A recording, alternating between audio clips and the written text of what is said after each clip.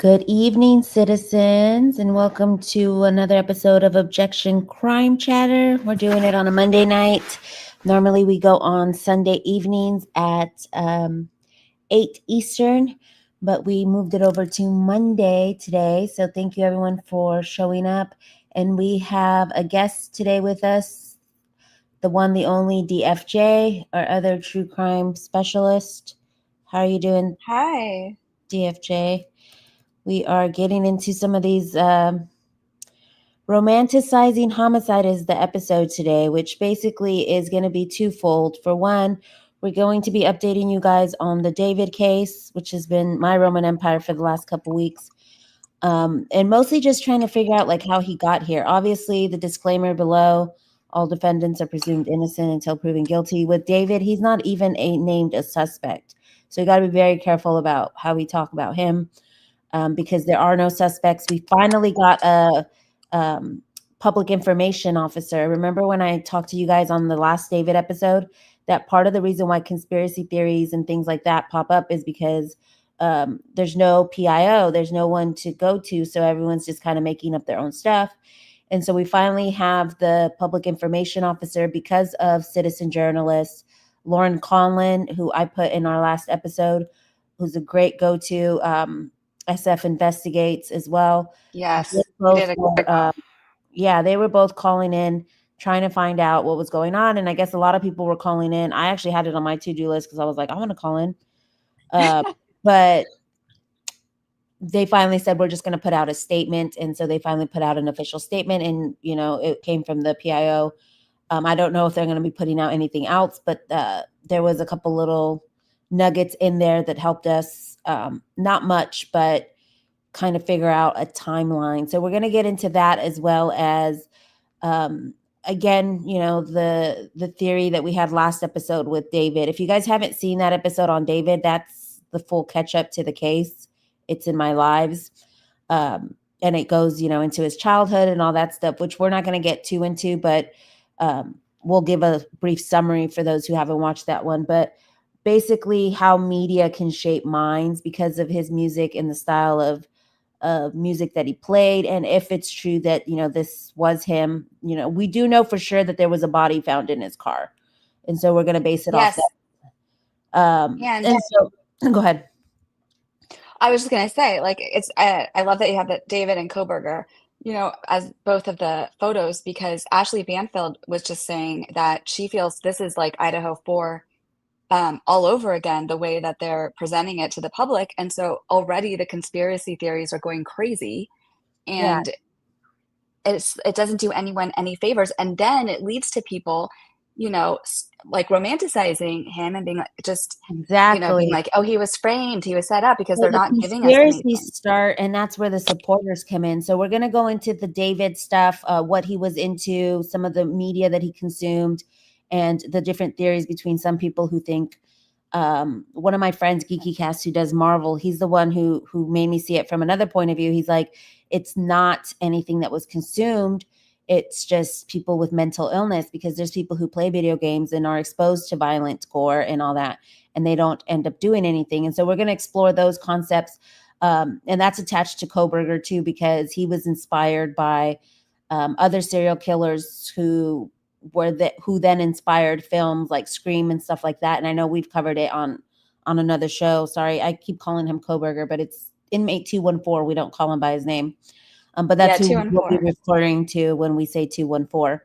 And then also you see next to him the little slip that's people were putting money and still are putting money on his books.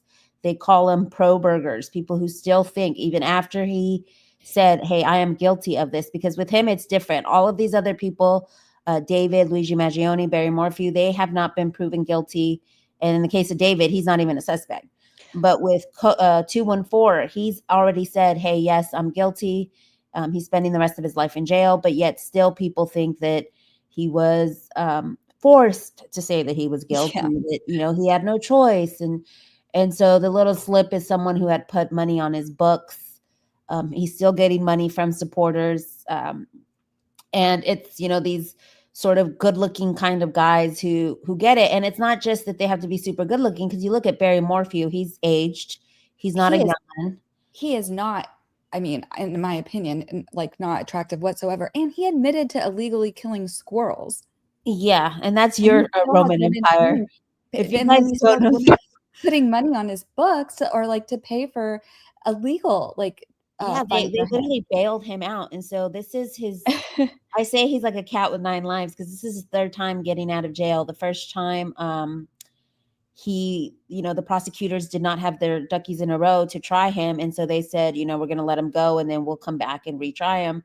So he got let go, and yeah, so this is his third time getting let go. The supporters, we don't know exactly the details, but we're going to go into that article of how he was bailed out and what he's going to use to get out of it, because now he's saying that there's this other DNA, and we went over it in the episode. It's called Chipmunk Slayer, so it's in my lives if you want to catch up on his case and what ended up happening with him. But he's going to try and get out of it. So we're going to have an update on his case and just kind of discuss like why people are supporting this.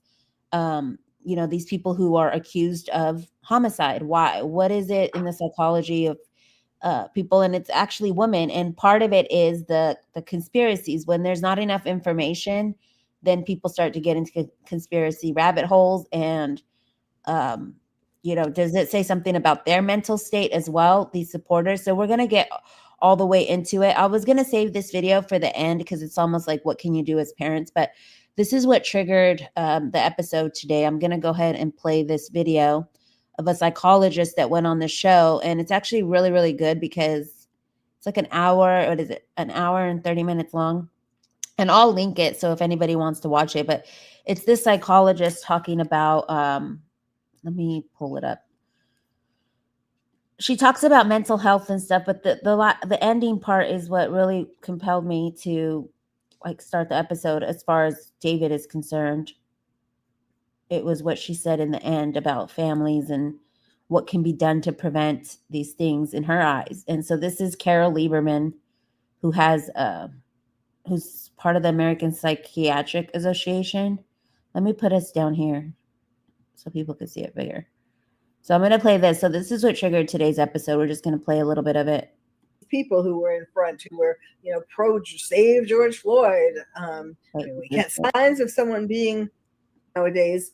It used to be that families would have, it was like a normal thing that every family would have dinner together. And nowadays, so many families don't do that. But it was at the dinner table that the parents should be talking to the kids about, what did you do in school? Did you have a good day? Are you happy? Did something bad happen today? All kinds of questions. Of course, a big part of the problem is that there is so many more divorces today. So many more broken families that there isn't this, father knows best kind of dinner kind of thing, because there is often no father. Now, of course, with Tyler, with Kohberger and Tyler, there were fathers, so that their families weren't divorced. But plus video games, plus every parent. Video games should not exist. Violent video games should not exist. Should be banned. And I spoke about that for years and years. Before 9/11, then when 9/11 came, I took up being the terrorist therapist. But I testified before Congress several times about the danger of violent video games. There have been studies upon studies showing that the more hours of violent video games you play, the more violent, aggressive you become. Not everybody becomes a serial killer, but maybe they'll become a domestic batterer or something like that, or air rage or road rage. And all of these people were I don't know so much about Kohberger. I think he did play video games to some extent, and certainly Tyler was all into video games and things like that. I know free speech and all that kind of stuff, but violent video games are just have really increased the level of aggression in our society. Yeah, they're getting into the impressionable minds of youngsters, And you know, that's their minds are sponges at certain ages of their life when they're young. The mind doesn't mature until 25, and so up to that point, you know, you're feeding it. And if you're feeding it those violent stuff from video games and things, you know, I 100% agree with you. I think it does play a role. It does play a toll on certain individuals. I think there's also, you know, when you're inside playing video games all day, you're not releasing, you know, your testosterone if you're a man out there, you know, doing things outside, running around, playing sports and stuff like that. So pent up energy, pent up testosterone, anger, video games. Yeah, I mean, it sounds like it can be a formula, not for everybody. Obviously, there's a lot of kids out there that play video games that don't turn into a violent person, but to the right situation and to the right person at the wrong time, it can lead to a disaster, I think. And you know, parents are using the video games as a babysitter. And it used to be that they would use television as a babysitter, but television, for the most part, you know, I mean, there were some good programs on television, like cartoons and just, you know, Sesame Street and things like that. But the video games, you know, you can't really find much in the way that's positive. And it's just, and kids who go to school, they come home, then they sit down and they just go automatically to playing video games. I mean, that's how they spend their time. And yes, you know, instead of running around outside, like you were saying, absolutely. You know, you just get enclosed into this fantasy world. That's part of it too. That helps these people to go crazy, not just violent, but crazy in this, you know, you believe you're in this world of the game. You know, what the last question I have, and just because we brought this part up, do you think COVID forcing people to stay inside, forcing people on the computers, have some kind of implication? Yes, that was when those COVID years, when it wasn't so much COVID itself, it was the lockdowns. Correct. That created bedroom terrorists, it's called. Not radical Islamist terrorists, but although for them too, they got a lot of recruiting accomplished during the COVID years because people were inside and looking at their computers. But a lot of people spent countless hours, all those hours that they weren't out going to school or out doing other things, playing these violent video games. And it really raised the temperature of the level of violence tremendously. Yeah, I think so too. I think we've seen it in the last few years, the amount of a lot of things that have increased. Well, Dr. Lieberman, I don't want to take too much more of your time. I want to say thank you so much for coming on. It's been a pleasure talking to you. Can you let everybody know where they can find you, where they can find your content? I've linked your X account in the description, but if you want to plug anything else, go by all means. Sure. Well, since we've been talking about these criminal cases, my website for that is expertwitnesspsychiatrist.com. Expert witness forensic. Okay, so I'll link that website, but there was a lot of good comments coming in that I was putting up where people are, where DFJ, do you want to go and talk about your comments, DFJ, real quick? Oh, I mean, I think I don't entirely agree with this lady. What did she call herself? The 9/11, the terrorist therapist or something? Yeah, that was an interesting line. I think a lot of this comes down to bad parenting. I think that, you know, kids need to build up their self-esteem and their social skills, and that's why you put them in activities. Like sports are one of the best things for that. And when, you know, I don't know if it's just lazy parenting or bad parenting where they just like let the kids go home. And she says that later on in there, right? She says that it's like, it's not just the video games, it's like the parents letting the kid in the room with the video game by themselves, like using it. But if it wasn't the video game, they would just go online and find something, you know. It's like, it's just, I feel like it's, you can't just put like an impressionable kid to let the internet like guide them to how to be a normal person, you know, because you look at the internet, that people are crazy. So they need to like socialize with other humans and either sports or in school or, you know, some kind of activity, I think. And and go outside. I never see kids like really playing outside as much anymore. Like, so I don't know what it is exactly, but we've had video games forever. And I don't think it's video games on it by itself that would cause these issues, in my opinion, you know? And that's what my friend Geeky was saying. Chad, whatever I call him, Geeky Cast is his channel. If you guys like Marvel, y'all should check him out. But he was saying, like, I played violent video games because I'm also talking about media and as far as animation, because obviously he does Marvel content. And so I was asking him about glamorizing homicide in animation, like cartoons and things like that. And we'll get into what David was watching because he was really into Japanese anime, which is, more violent, more violent imagery than normal. Like if it's like a manga or whatever. And so we'll get into that. But he was saying, he's like, no, I played video games and I didn't turn out violent. So I think it is both what you said, DFJ, because then there's also the fact that when so David grew up Christian in a Christian household, only listening to gospel music. And then when he was on a bus one day, I guess the school bus, I'm assuming, someone told him like, oh, you should listen to this, and handed him the aux cord for Smoke Perp and Little Pump and stuff. And it was this music that had kind of like dark emo, violent tones. And so then he was exposed to that. And that's the thing with like why people don't like hyper religious parenting, which, I believe Bryan he grew up religious and stuff, is because then they're not exposed to other things. And when they are exposed, they go all in on it. And then it can create some kind of like, because he was 13 at the time. And so he ends up making the same style of music. He kind of like chameleons himself into everything that he starts to become exposed to.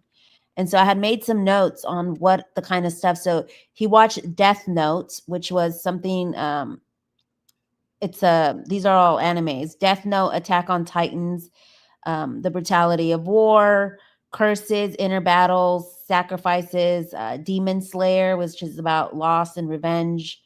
And so it was all these anime style mangas that were very graphic, that dealt with things that maybe his brain at that age was not capable of. The movie Fight Club, which is about split identities.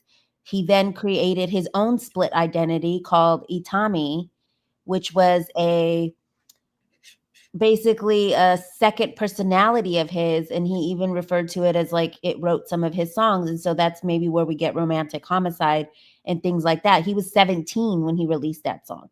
He played it for his mom in the car, and his mom was like, oh, no, not a son of mine talking about, killing. And even though it's a metaphor for love or whatever, she right away did not like it. And he's like, oh, it's going to be a banger.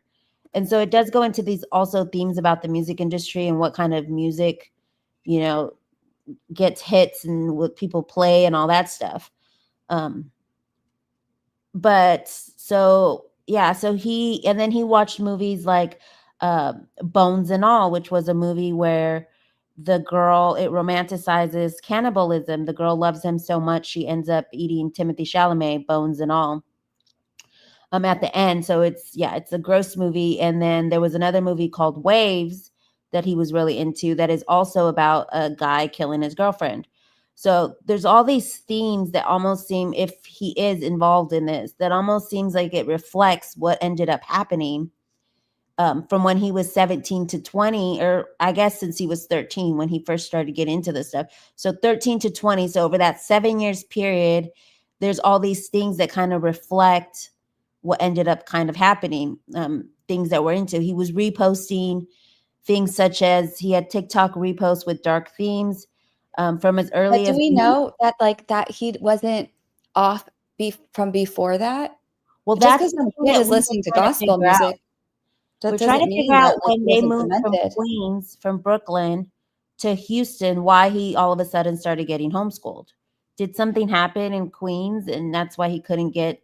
Because first I thought it was COVID, but it was 2 years before COVID. So it wasn't because of COVID that he was homeschooled, because they moved from Queens, and we don't really know much about his life in Queens and his childhood, as far as other than he grew up, you know, singing in the church choir in a Christian home and not exposed to stuff. And then that's the other thing that I asked Geeky was, okay, so say video games and all that stuff. Say that you play video games, but you still go to school and you socialize. Is it different when you're in isolation? Is watching media and all this dark stuff, does it hit the brain different when you're in isolation? Because he talks about his isolation a lot, that his friends were out falling in love. If it's all they do, if it's all they do, you know, it's a totally different thing if they're not interacting with normal kids. Can I just say as a side note, what is going on with her pillows? Like, I can't figure this out. Like, why does she have all these pillows? She takes them off the couch and puts them behind the couch. Yeah. Is that bothering anyone else? It's like really bothering me. Like, okay, let me move to our next slide here. Then we're gonna go to the David. If that's how her head is, if that's how she thinks pillows go, I wouldn't trust that. I would turn around. It looks like there was two couches for a second to me. I would walk right out of that office. I'd be like, that person's not right in the head. So it's a parenting issue in general. I feel that isolation some kids do or meet the wrong people can contribute. So that's what I was thinking, meeting the wrong people. So I was like, dang, so it took that interaction on the bus for him to start listening to Little Pump and Smoke Perp and, you know, this, you know, dark emo rap. With violent connotations like XXXTentacion and all those people, which I get it that it's like expression of darkness, because Billie Eilish does it too. And this became popularized in Gen Z, which was like, instead of like expression, like, you know, there's always been sad ballads and stuff like that, but it went into like the deep, dark depths. And then the music videos would reflect it. Like, y'all remember the Billie Eilish video with the black goo and all these weird like imagery that was like, what the heck? Like, I remember I used to love her music until I started watching her videos where I was like, what is this? This is like not, this is. I think it's an excuse. We've always had this. In fact, I think movies used to be even more graphic and more, you know, the rating. Remember, I think the ratings were totally different. Like, and they called it satanic panic when it was the music back in the day. They were like, you know, this is devil's music or whatever. But I mean, we have to start to talk about like how it impacts young brains when, you know, there's 10 or 11-year-olds requesting XXXTentacion music. It's like their minds are not capable of understanding the dark themes surrounding it, you know? So this is the slide that I think, because you were talking about movies. So a lot of people are blaming, you know, like the imagery in his music videos, that they're like these dark themes and, you know, he's got problems, he's whatever. But so this person said the musical video scenes that are in his videos are common scenes that are seen in movies. The roses comparison from American Beauty. You have the bloody shirts comparison from Hannibal to what he was wearing. So they're kind of saying like these are already depictions that are in media, and he's not doing anything wrong by depicting this, and it doesn't put any culpability on him, which again, he's innocent until proven guilty. So we're not saying that. We're just kind of deep diving into what his mindset was and what he was doing. And then Bird Box here with the blindfold. This is the one that a lot of people started saying like, wait, did he depict putting her in the trunk? Because he literally puts a girl's body in the trunk of the car. I think this is like, we can't even speculate until I want to see from everything from before he apparently stopped listening to gospel music, because that feels like a setup to me. Like, just, he was listening to gospel music doesn't mean that he was a saint. Like, I know a lot of corruption that goes on in churches and whatever. Well, that's what I was saying, that sometimes when the parents go super like uber, because basically what happened was he was not allowed to listen to secular music. So he downloads, so the kid on the bus introduces it to him. He downloads SoundCloud to his, I think, homeschool computer, because they checked his phone every night to make sure that he wasn't up to anything or didn't have anything that he wasn't supposed to. But they didn't check his computer, I guess. I don't know. So we don't know that they did that. Well, this is we can only go based off what's in the information. I always think there has to be something with the parents, you know, and so they want to act like, I feel like they're making a narrative like, we were religious and we checked his phone. Well, no, the parents haven't spoken out. This is just interviews of David from when he was coming up. Like, these are interviews that he would give. So David said that. Yeah. Okay. So this is stuff from David. And so he says that he downloaded SoundCloud behind his parents' back, And that's where he started to listen to this music behind their back. So that's what I was saying about being ultra religious, because sometimes when you try to, like, instead of having these conversations, like what the therapist said, like at dinner, like, hey, what music are you listening to? Let's have conversations about music. Let's listen to it together. It's like he's in his room with And his he headphones rebelled. and they're not knowing anything. They're thinking their kid is just, whatever. He But again, totally, it sounds like he totally rebelled, because they're like, yeah, they were just saying, like, he was hiding especially it behind their back because they had such pressure on him to be this Christian kid. And I'm going to pull up the videos of how he even started a prayer and it channel. sounds like if he was like a musician and was always some sort of like artistic, had this like artistic skill that he wanted to develop, and they're saying that he can't access like other options for this, like, music, I could see him then completely going to the other side. Well, he started gaming. So he would game on Fortnite. That's where the gaming comes in. He would game on Fortnite and he would make these compilation montages. And then his music started to get, the YouTube videos that he would post would get copyright claims because he was using regular music, I guess. And so by this time, maybe his parents already knew that he was listening to secular music. I'm not sure, because this is by the time he's like 16, 17. And so his mom is like, well, why don't you make your own music?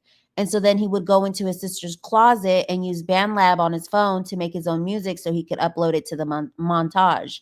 And then he became a SoundCloud rapper, which I just found out that Bad Bunny started as a SoundCloud rapper, which I didn't know that. I thought he just, started in the Puerto Rican music scene. But that's a big thing right now, where labels are getting people from young impressionable minds that like want to be famous, that just put out their stuff on SoundCloud, and then they get put into, because we were talking about Bad Bunny this morning, about how he's kind of started as like a normal kind of rapper, and then became, I mean, he was already kind of effeminate, but then it was like the dresses, and like his style just really changed, kind of like with Sam Smith and Little Nas X. It's the same thing with David. David starts off kind of normal, then he starts getting like the nose piercings, the cheek piercings, but that's like a teenage thing, to rebel. Like they do that stuff sometimes. But it seemed like it went with like his image of like the music industry, like kind of like with Billie Eilish too, when she first started singing, as opposed to like what the image that was created for her in music videos and stuff, like this very dark undertone. That's what it seemed like to me, because I remember like artists like Sam Smith who just started like regularly singing music, and the next thing you know, it's like these devilish themes in there. But like I don't want to say curmudgeon-y, but it's like you could see the change in their fashion, you could see the change, and maybe it is just them evolving as artists or whatever. But and like, because Billie Eilish, I mean, I adore her. I'm big on the animal welfare and whatnot, and she's like a vegan and has so much empathy and is just one of the sweetest people, and she talks on it a lot. And I just it's that's like, you can be artistic and explore all aspects of it. I want to know more about his parents. Like, because we don't really know much about we know his dad is a lawyer, or he works for a law firm, basically consulting on like legal cases and what is it called, like digital forensics and stuff, for like to put together for legal cases.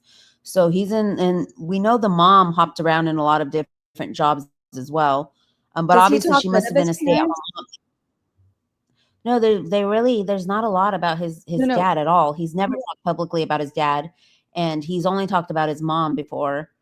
There you go. There's something there. And I'm just saying, it could be with the father. So this is one of the scenes, the Sopranos trunk scene, that they're saying, he could have been talking about.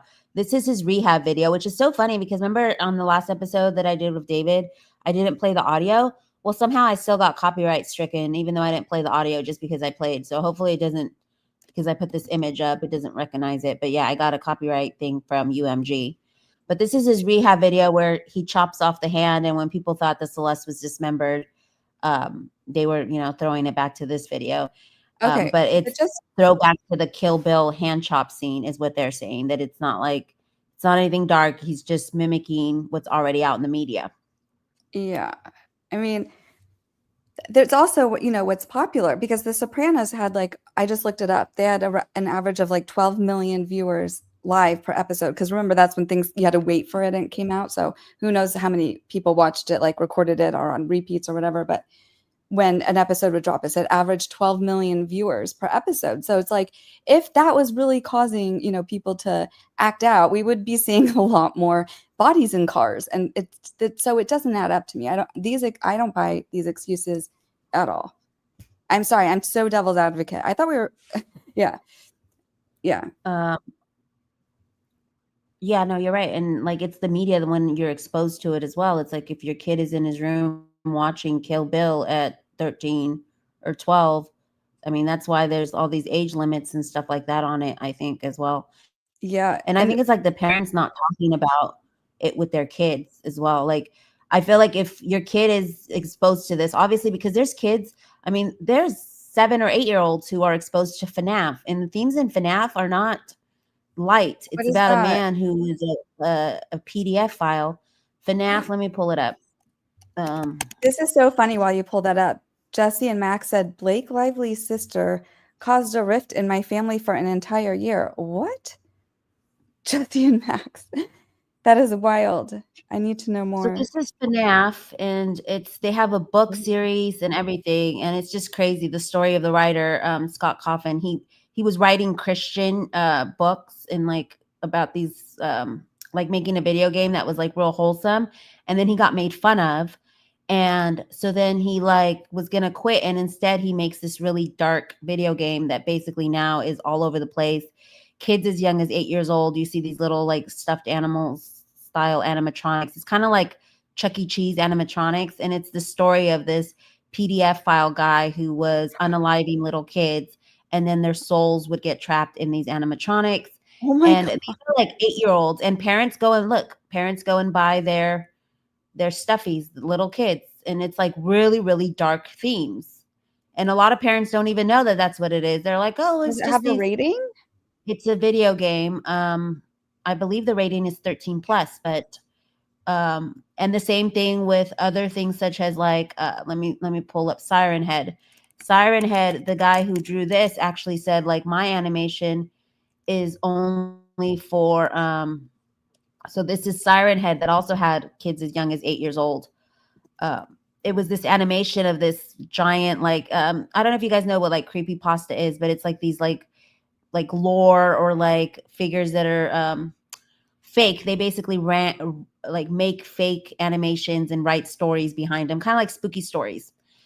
But this is for like adults, and his animation was for adults only, and then they started making stuffed animals out of them, and there was little kids as young as 8 years old. And it's also like another has really, really dark themes on his lore and all that stuff. So it's also about like what you're like being mindful of what your kids are consuming, because all the kids in like 2nd, 3rd grade were into Siren Head and FNAF at this time. So this was like a couple of years ago.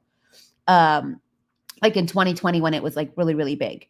And so your kid was exposed to it at school, and then they'd come home and they'd be like, oh, FNAF this or that. And I got into it because I like the FNAF movie. And I ended up like falling into the rabbit hole of who the author was and all that stuff. But yeah, so it was these kids that would go to school. The parents wouldn't know any better and would buy them the merch, would buy them the books, would buy them the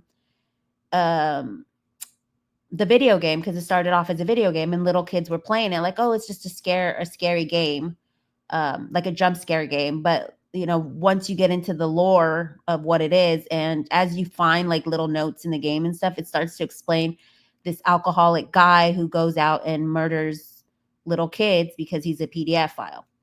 So yeah, it's pretty crazy. But let me see what else we have on the David thing. Let me close that tab. Well, so I have my thoughts on that is, again, I would want to know about his behaviors from, before the gospel music change or whatever, because usually there are more signs, like if someone is inclined to do something, and maybe, the whatever he was seeking out validated his thoughts in his mind or something. But there's usually more clear signs.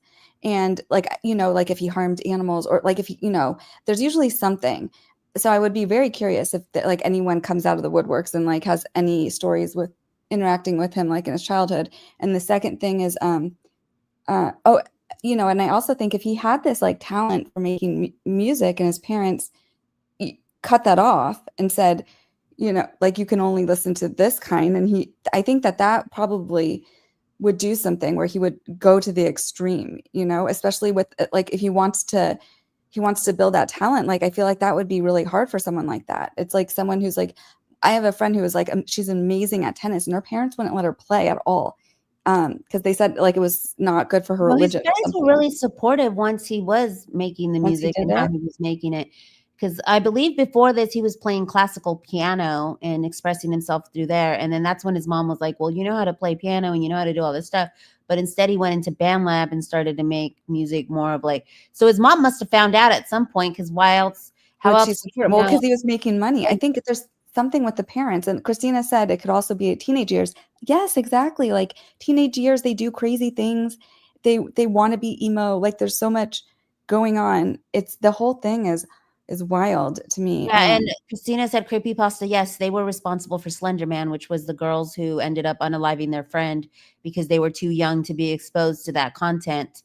Yeah, well, she's also a mental case.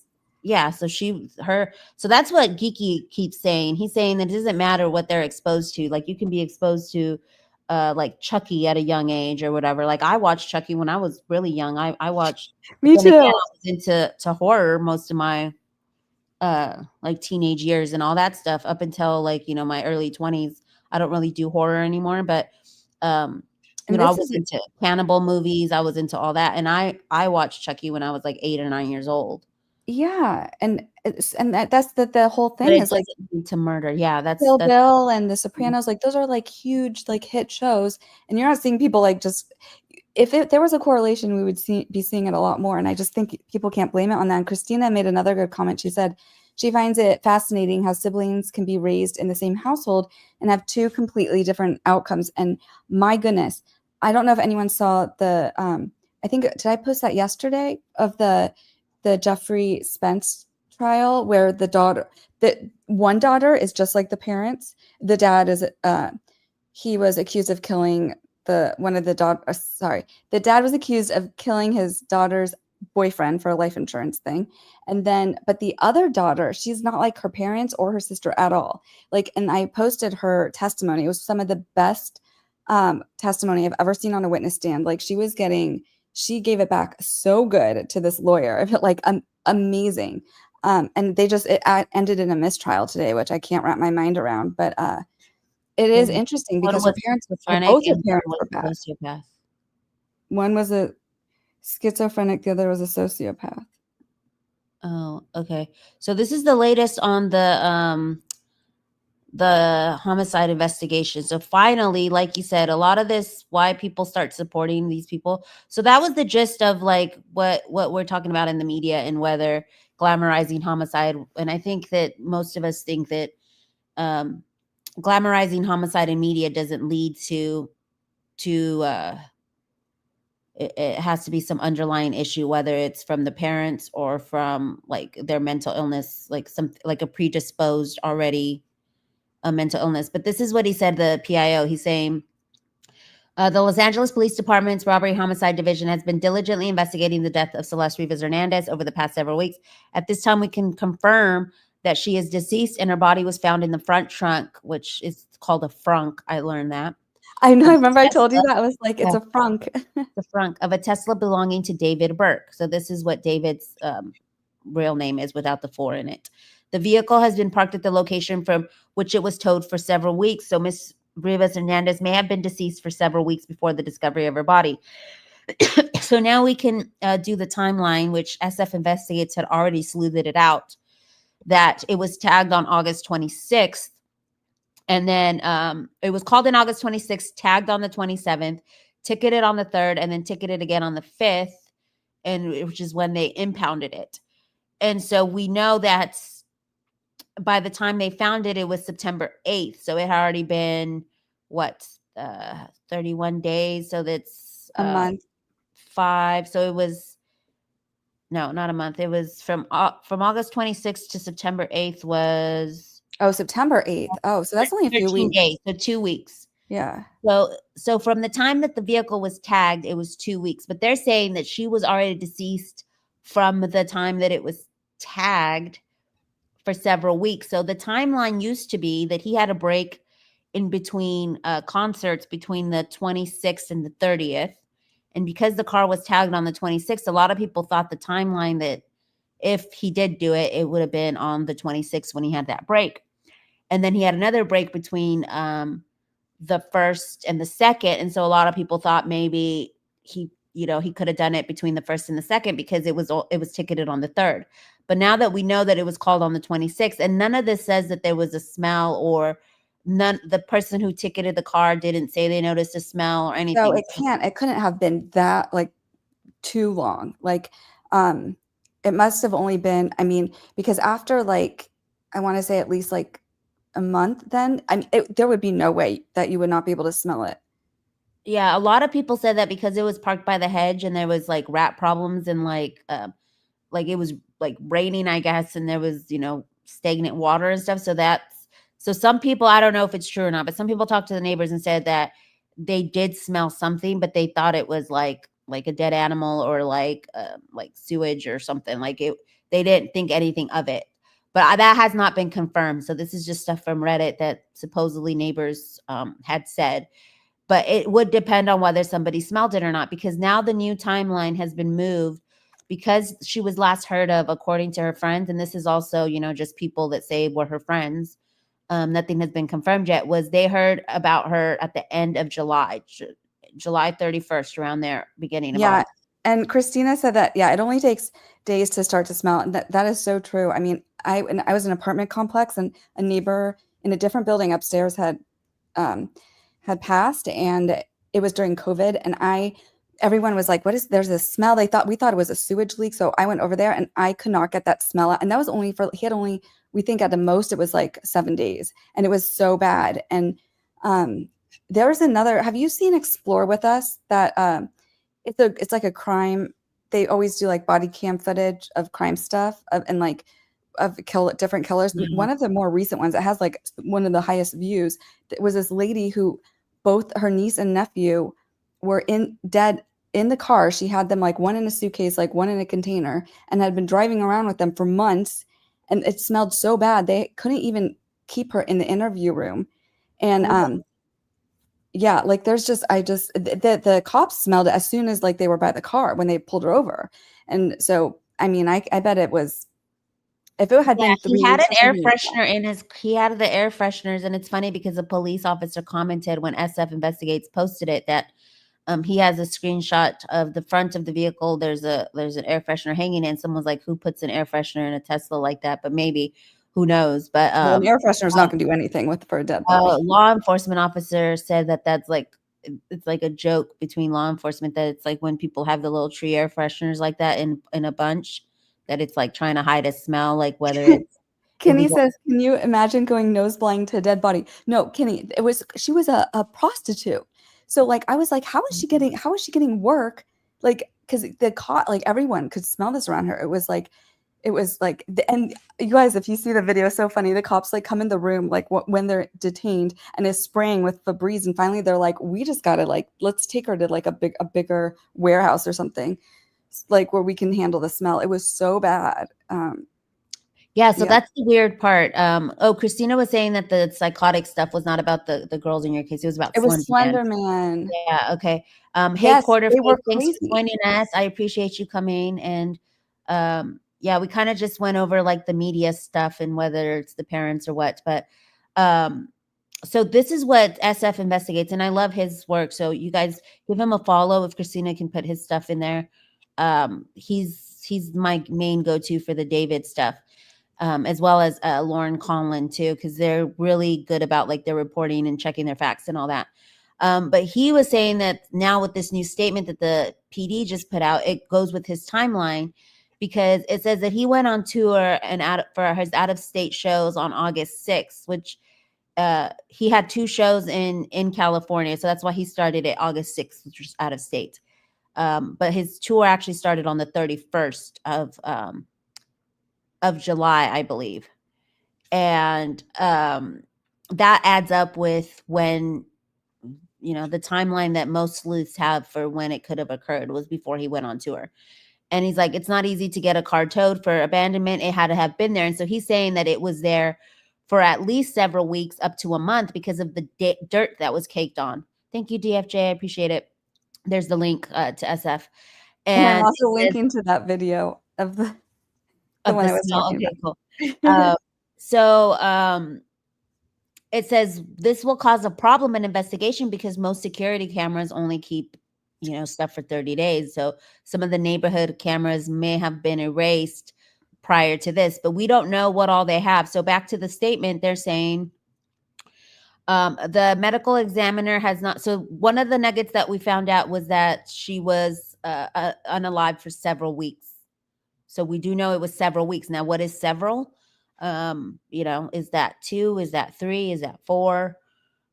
He's saying it's about a month based on the dirt that was piled on. What did he think was going to happen to this car, or whoever did this? I don't understand. Well, I know that there was someone who found a Tesla card in like the gutter. And so my working theory was like whoever was supposed to be moving the car for him or whatever lost the card and couldn't move it anymore, because people were saying that it was being moved around prior to it sitting there for a while. How hard is it to get a new card? I don't know, but if he was on tour and they couldn't get one, but then someone's like, they could have done it with an app on the phone. So this is obviously speculation. Like, I feel like that would be really important if he was told to move the car. Some people said maybe he ran out of time and didn't have anywhere else to put it and put it in there, but it could have not been him. So today people were saying that he would have got a notification if he had the app, if his trunk was open, because there's a thing with the Teslas that will notify you when your trunk gets opened or closed. And that's going to be what's going to, that's what got Barry Morphew, who we're going to be talking about here.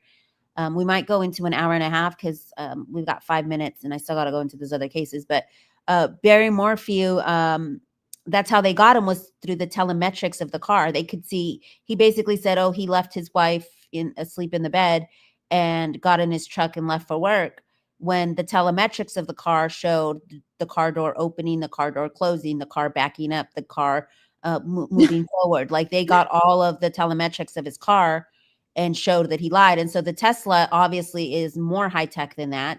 Yeah. And so that's going to be, part of the evidence on who opened it when. If it was when he was on tour, was it already on the 31st? Was it when he was not in LA? There was speculation that Josh Marshall, his manager, lived there with him, but he's saying, no, I lived with my family. If this is indeed him on TikTok that came out with the statement, the manager came out because SF Investigates basically said that someone had messaged him about an email that they had sent Josh Marshall, the manager, when Celeste first ran away, and then that she showed up back at the house. So this was the first time she ran away. And so he clarified on a TikTok message, basically saying like, that is not true. I did not know that. I did not live with David. I did not have any of my vehicles there, even though someone ran the plate when the police was there doing the search warrant, and you could see inside the garage, someone ran the plate of the red Tesla. There was another Tesla parked inside, and it came back to Josh Marshall. So I don't know if that was just speculation and that person actually didn't really run it or what. Yeah, because a lot of this is just speculation and we don't know because people are just posting stuff. But I do trust SF Investigates, and he did say that he received, or that, he got that tip and that email was sent to the police. So I at first was like, well, Josh might be a suspect. In my first episode, I suspected him because I was like, if he was, in that house, living in that house or around them, could it have been him? Could he have had a relationship as well with her? And then also his brother was David's younger brother, living in that house, or was he living in Houston with his parents? Because we see a video of who we think is Celeste Rivas back in May or June of 2024, right after she went missing. March. And that was because remember when I first learned that, I was like, who has camera footage that can save that long? But it was because she first went missing, and the sister. No. This is the one where she's backstage and it's her and it's his brother. So it's his brother going backstage behind a curtain. And I believe it was either May or June, one of his shows. And the girl has curly hair and is wearing the Hello Kitty slippers, just like the one Celeste went missing in. And so people thought it was her. And I'm like, well, was the brother messing with her? But now we know that there's, the stream where where David was streaming with her. So he must have known her. So I was like, he might be a suspect if he was in that house too. Whoever was in that house might be a suspect. At this time, they're saying that they don't have any suspects or pursuing anything because they're saying they have not yet determined the cause. So the cause is what caused it. The manner of death is either well, at least now they're saying it's homicide. Like she didn't fall in there. Homicide. They cleared it up. So I'm going to pull that one up. They're not saying it's homicide. They're saying there's no cause or manner of death yet. As such, it remains unclear whether there is any criminal culpability beyond the concealment of her body. So they're saying like it could have been she died from like, you know, suicide or an overdose or something. Like they can't say that it's homicide yet. And that's why I'm thinking that the dismemberment of the body isn't true, because if her body was dismembered, it would be homicide right away. They would be able to say this is the cause and not defer it. They're thoroughly examining every case to uncover the truth and seek justice. We appreciate the public's patience. Further updates will be provided. But this is where TMZ comes in, and they got more info on it right here. The death certificate defers cause of death and said that she was not pregnant.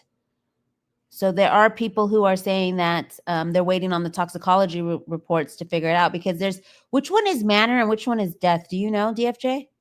For what? Because is manner? Oh, that's the way she died. Cause of death would be okay. So I think cause of death, natural, suicide, homicide. No. So manner of death would be like if it's the cause would be like the actual. So like let's say it was the manner of death. It was like a homicide. It was okay. So I have strangulation, and the cause of death. You know, it would be like the it would be you know, the asphyxiation or whatever, like whatever the medical cause would be. Okay. Yeah. So I think there's 4. I'm trying to remember what the 4th one is. It's natural causes, suicide, homicide, and then there's a 4th one that I'm like, I can't. It's at the tip of my accident. Yeah, maybe accidental. Maybe that's the 4th one. But right now, they only know that somebody messed with her body. So there is no, like, they're not looking at any suspects or anything like that. So TMZ also had the little nugget that on the death certificate. So for everyone who said that she was pregnant and that's why he might have unalived her, those rumors were put to rest because she was not pregnant due to that. Quarter Fate said, right, she hid it in the trunk and dismembered herself. I mean, exactly. Like, obviously someone did this. Well, I don't know if the dismemberment part is true, because SF Investigates also said that there was never any statement from law enforcement saying, and it could have been the deterioration of like the bones falling off from it's really hard for bones to fall off. Because LAPD, I feel like if she was dismembered, they would have said this is a homicide, because that's obviously like, I mean, the manner of death, she's chopped up. Somebody chopped her up. It's a homicide. Okay, so I need to listen. I swear, I don't think she said it was homicide. No, they have not ruled homicide. That's the thing, that a lot of people are reporting homicide, but they cleared it up right here. It's saying at this time, they have not determined a cause, and there is no criminal culpability beyond the concealment of her body. It is the robbery homicide division. Well, they're just saying it's the concealment of her body. That's they're saying they're not pursuing any suspects. Maybe they're holding stuff close to the vest. But as far as official word from that's what a lot of people, that's what I told Lauren when Lauren posted, like, why is Fox LA saying homicide? Has it been declared homicide? Because until the death certificate has cause of death as a homicide, it's saying deferred on the death certificate. And now here they're clarifying it. And then they gave TMZ another little scoop. Let me see where. And Quarter Fate said, but who was ever moving the car? Wouldn't they smell the body? Yeah, definitely. So I think whoever was moving the car is probably the person who might be involved with this, in my opinion.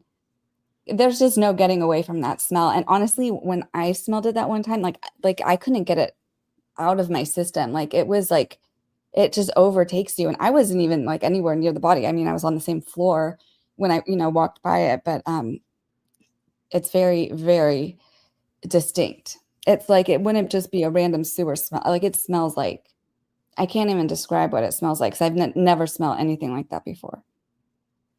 So yeah, I don't know for right now they're saying but yeah, you're right. It is the robbery and homicide division. And that's why I thought Fox LA kept referring to it as a homicide, because the homicide division, but who else would investigate it if it was a potential homicide, because they found a body.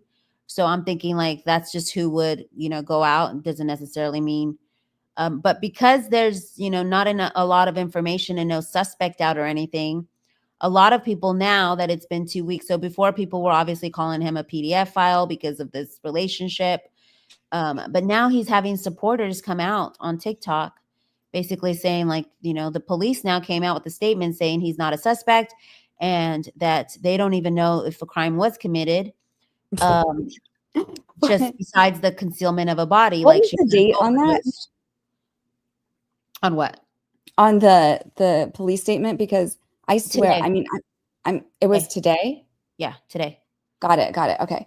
So then, yeah, because Ashley Banfield she had SF Investigates on, and I was listening yesterday, and they both said that at least now they're admitting was like a homicide. But Christina's 100% right. This is exactly right. She says they have to investigate every suspicious death as a homicide until ruled otherwise. Even a suicide is looked into by homicide just to make sure. Yeah, unless it's like the Ellen Greenberg case or they ruled the it OpenAI right one. away. Oh my God. That's the reason why they didn't investigate homicide, because right away when they walked in, they're like, oh, it's suicide, which was really weird because she was all stabbed up. So yeah, that was the weird one where they didn't investigate it. And the OpenAI, the guy, the whistleblower. Oh yeah, that one. Oh, that one is a fun one. Oh my God, that's a heartbreaker. And I saw Tucker Carlson interviewing him, and it was so funny. No. Interview. Yeah, he interviewed of the parents of the OpenAI, the whistleblower who was murdered. Yeah, he Tucker Carlson interviews Sam Altman, and he's like, it doesn't make sense. He's like, do you think it makes sense?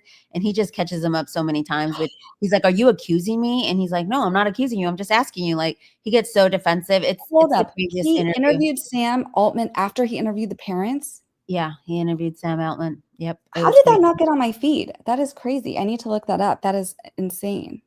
But really quick, I'm not going to play it all the way for you, but a lot of people were bringing this video up. So he had a prayer channel, where he was posting, about sin and forgiveness. And some people, so this was posted on September 1st. Some people said he was feeling guilty because he hadn't posted on the prayer channel for a while. And then he started posting these things. And some people noticed that in the back, there's a black trash bag. But I'm like, would he have left the video up? But supposedly Celeste was in a black trash bag. So I don't know if this is any kind of proof of what she was wrapped in, or if this is going to be used as evidence. But a lot of people think so. Christina said he needs forgiveness for that hair. Oh, I know, right? What is that? He just died. I'm telling you, he changed his whole look. And then even with this upcoming thing, it was like he had like green eyes, and he was basically taking on his other persona, I guess. Which is weird because the manga that he was writing was about a detective who has split personalities, and the other personality is committing the murders, but then he's solving them, not knowing that it's him that's committing them. So yeah, that was pretty weird. It gets a little shaky on the walk because there's so many different things going on. Talks about and we kind of can't get shaky on the walk. Just being completely transparent, it gets a little shaky on the walk because there's so many different things going on, and we kind of can't get wrapped up in the ebbs and flows of everyday life, and we got to keep on depending on Jesus, especially like now. Like, the world is crazy. Like, the world is crazy. But I just want to say, do not lose hope. Do not lose your faith. We arrive on this earth with nothing. We spend our years chasing everything, and then we're going to die with nothing. So just make sure your spiritual hands are full before you leave this earth. Read that Bible. Stay in that word. Stay inspired. Stay prayed up. But going back to the imposter syndrome thing, it's like you got to stand on what you believe in no matter what. Stand at 10 toes on literally everything, bro. You cannot fold on Jesus. Jesus will not fold on you, so you cannot fold on Jesus. So he goes into scripture, but then here's another video that he had posted also. And this one was on the 18th of September. Oh, no, this is when it was reposted. So I'm not sure when this was posted. I'm trying to think of when it was. This is when it was reposted. But it was all around the same time in like the beginning of while he was on tour. So I don't know if this is his Houston home, because I remember that he had visited his parents and he was in the closet like making a song. There was another video, but here's another. I just hope that they put out like they handle this better than with the Idaho fort. Like, because if they're not get like putting out things like, what about people who need to like save their security footage? Like you said, you know, like if they were moving the car around that block, like if there's things they know, they should at least like be, I don't know. I just feel like they're holding a lot close to the chest right now. And when was she found? It was in August? No, she was found September 3rd or 8th. September 8th, yeah. Yeah, so I mean, it's been like 20 days, you know, so like I don't know. More. But I'm sure that they scoured right away when they found it in the trunk and they found his house. I'm sure they scoured all those houses right away and talked to the neighbors right away. I'm hoping that that's what they did. You would hope, but remember in Idaho 4, they didn't even go like the main highway. They didn't even go to those businesses. The way that they identified her was because TMZ, that's also sus. And what we're trying to figure out is that TMZ got a tip. Who tipped TMZ and who didn't call that tip to law enforcement? That's TMZ. So basically that's the story. They found her body and then they didn't know whose body it was. They just said it was in the trunk of David's car. He was still going on tour. It was just kind of like, oh, well, his car was probably stolen, not knowing that it was found right in front of his house or around the block from his house, whatever. And so most people, I assumed, people sent it to me and I'm like, it's a nothing burger. His car probably got stolen. Somebody probably committed a crime in it. Like, it's a nothing burger. But TMZ got a tip saying it's Celeste Rivas, her name and everything. That's who it is. And somehow got the mom's information. Or I don't know if TMZ sleuthed the mom's information to call her to ask her.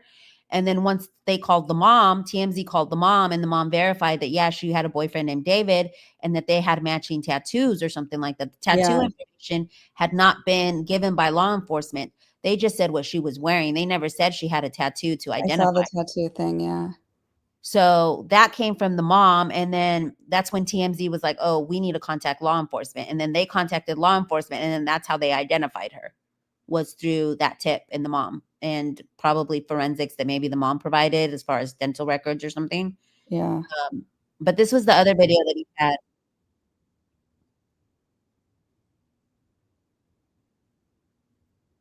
Are you sharing something on the screen? I don't want to do, and I hate what I do. And if I do what I don't want to do, I agree that the law is good. As it is, I am no longer myself who does those things, but the sin living in me. For I know that the good itself does not dwell in me, and that it's the sinful nature that dwells in me. For I have the desire to do what is good, but I cannot carry it out. For I do not the good that I want to do, but the evil that I don't want to do, this I keep on doing.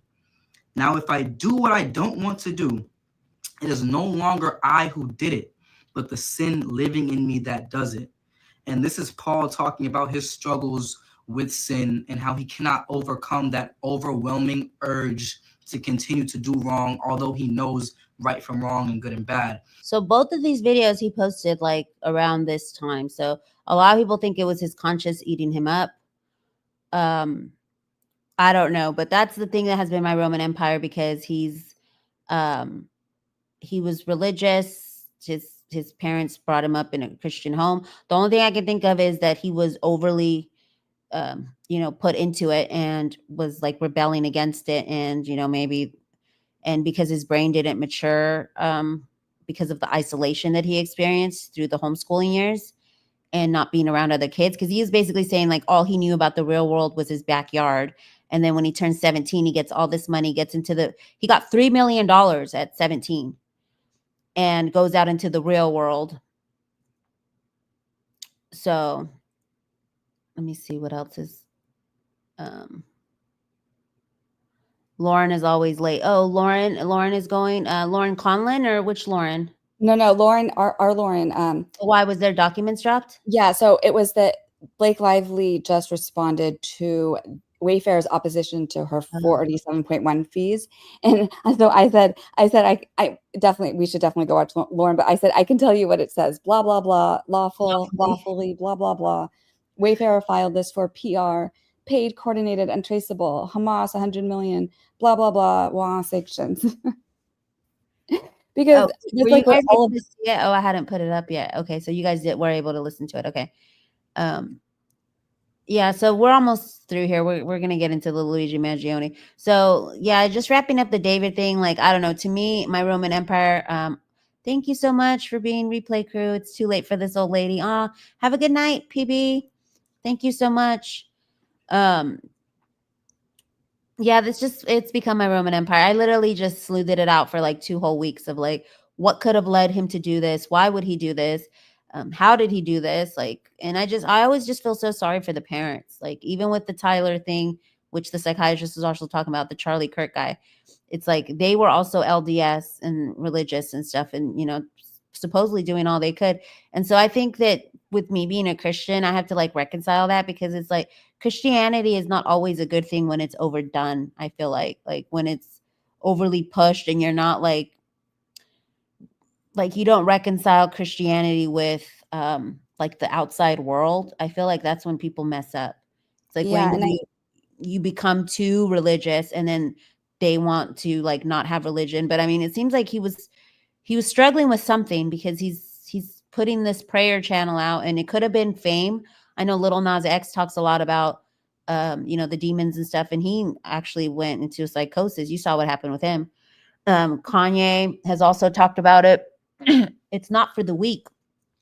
This is hours and hours of work. You're not really treated as like a human being, really, because I mean, Justin Bieber talks about it too.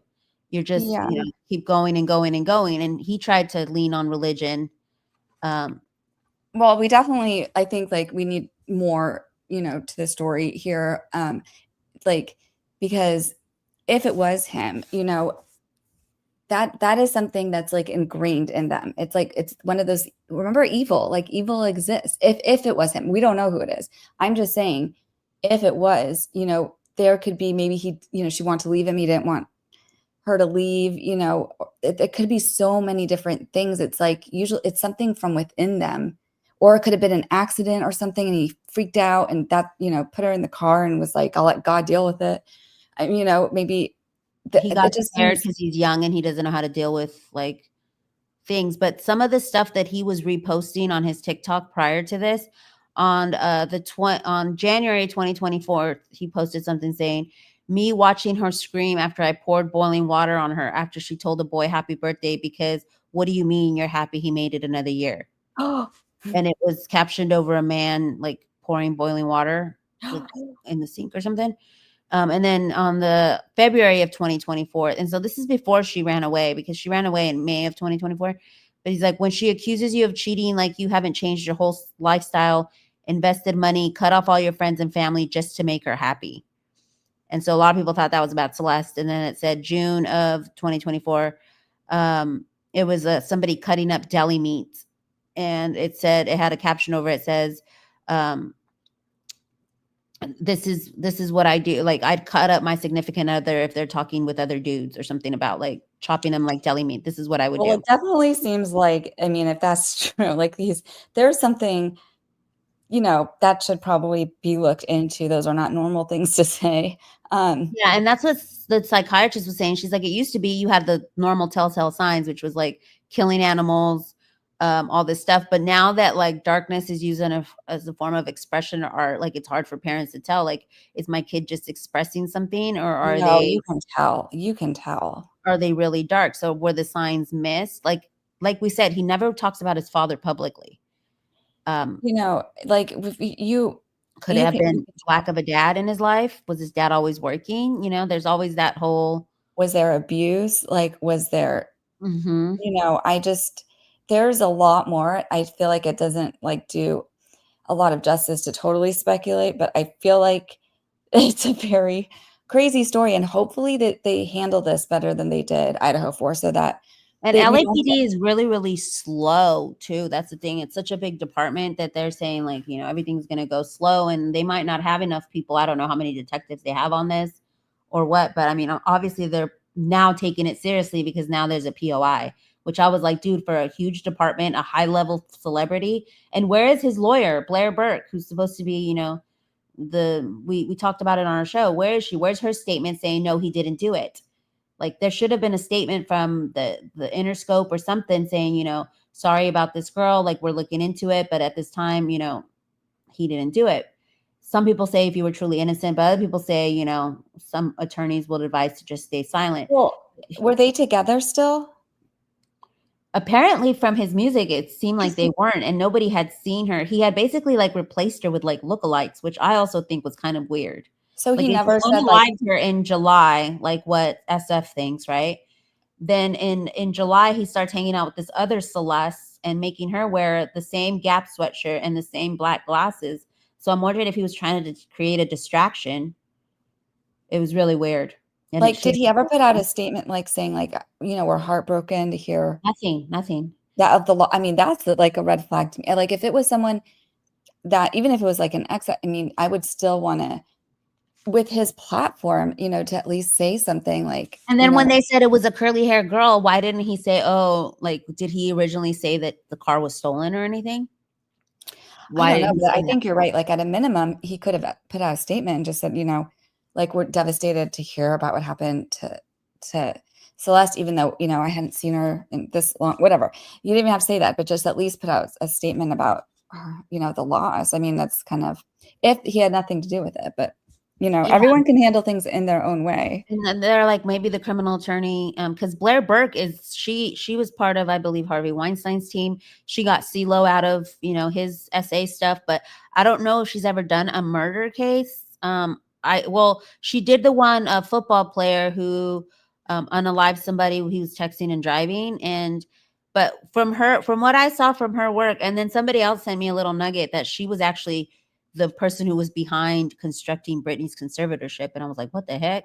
I was like, okay, I don't want no smoke with Blair Burke. So well, it's I ain't funny gonna deep dive her anymore. But when you told me the episode was going to be romanticizing serial killers, I totally thought you meant like the women who become obsessed. Yeah, that's the second half of the show. Sorry, I was like, too much about I wasn't prepared. I was like, here he is in a bronze statue. Because the first part was romanticizing homicide in the media, and then the second part is romanticizing homicide at the actual killers.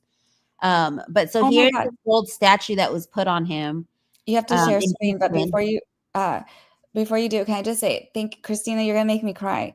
The Quarter Fate said that she loves both of us and that I need to get monetized. And Christina said, yeah, she does. I put her stuff on a playlist and play it at night and get some more hours.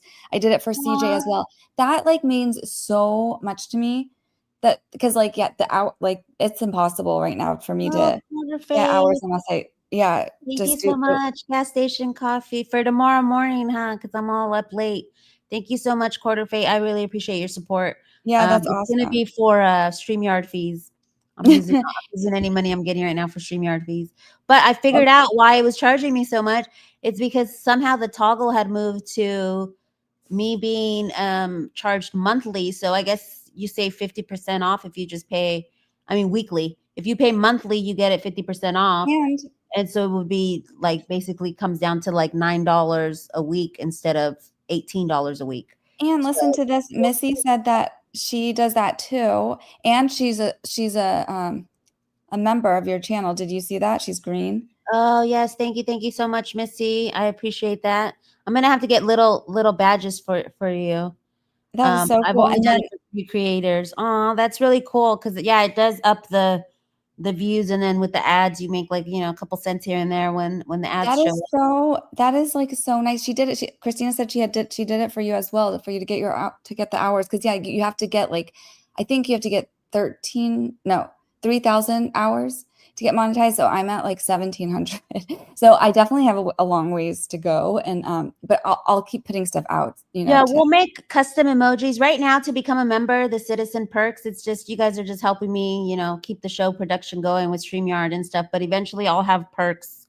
Y'all are just supporting my coffee and my streaming software. But eventually, I'll have perks that I offer for members. It's $2.99 to become a member, and it does give you a highlight so I can see your comments.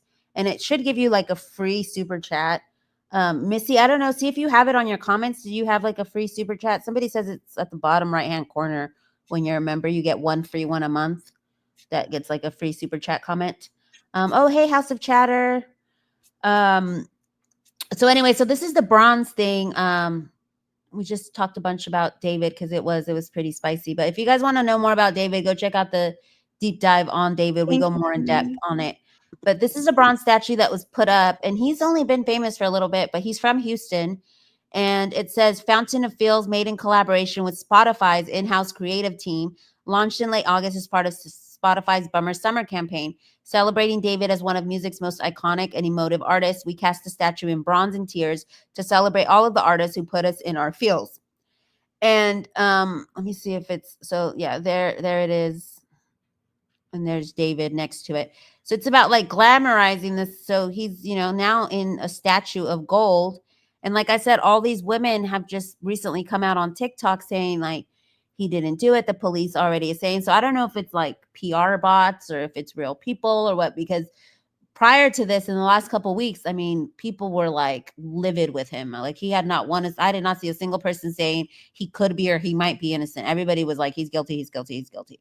And obviously he's innocent until proven guilty because he hasn't even been named as a suspect. It's just found in his vehicle. But all of a sudden now there's people who are like, I support him. Like, this could have been anything. This could have been someone from his team that did it. Like he was on tour. Obviously the tour alibi doesn't really sit anymore, that we know that the car was sitting there for more than a month. But we saw this. I mean, we've seen this when it takes a long time. There's people doing mental gymnastics saying someone in the in the tow yard put the body in there because nobody smelt it before. But I'm like, but what? They put a body of somebody he knew? Like what?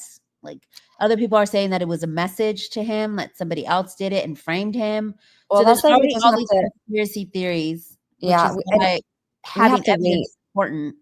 We have to wait, and it's like in the LAPD, like you said, they're slow. They need to get on this then, because it's gonna get out of hand if they don't. And like if there is like it's just it gets insane, because like you said, like they're like people are coming out and they were calling in and asking for more information. It's not that hard to pull the camera stuff off the Tesla. I mean, it has like a whole database of things that they should be able to put together. But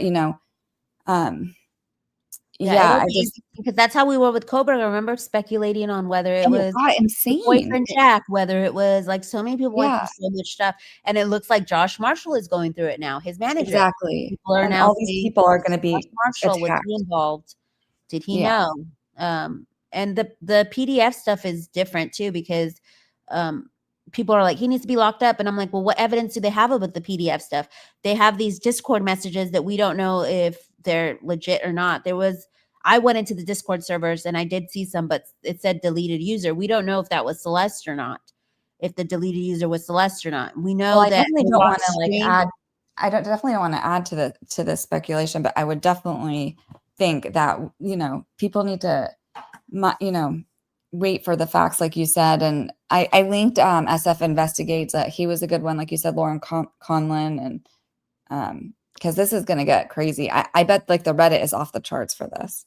And there's so much AI images where they're like, oh, this is them pictured on whatever, and then it turned out it was an AI image. So that's why I went back this weekend and I told Lauren Conlon, sorry, because I know we have two Laurens. I told Lauren Conlon, I was like, I'm sleuthing out the timeline because there's so much misinformation that I want to see when's the last time she was physically seen with him.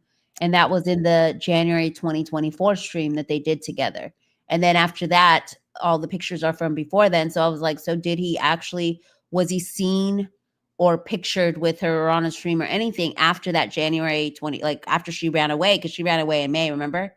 Mm-hmm. So anyways, so Bryan Kohberger, back to Bryan Kohberger. So this is about idolizing, he's got this statue and people were idolizing, not knowing, what was going on behind the scenes in his life or whatever it was. So a lot of people I guess, knew that he dated a 13-year-old or whatever. So that's weird.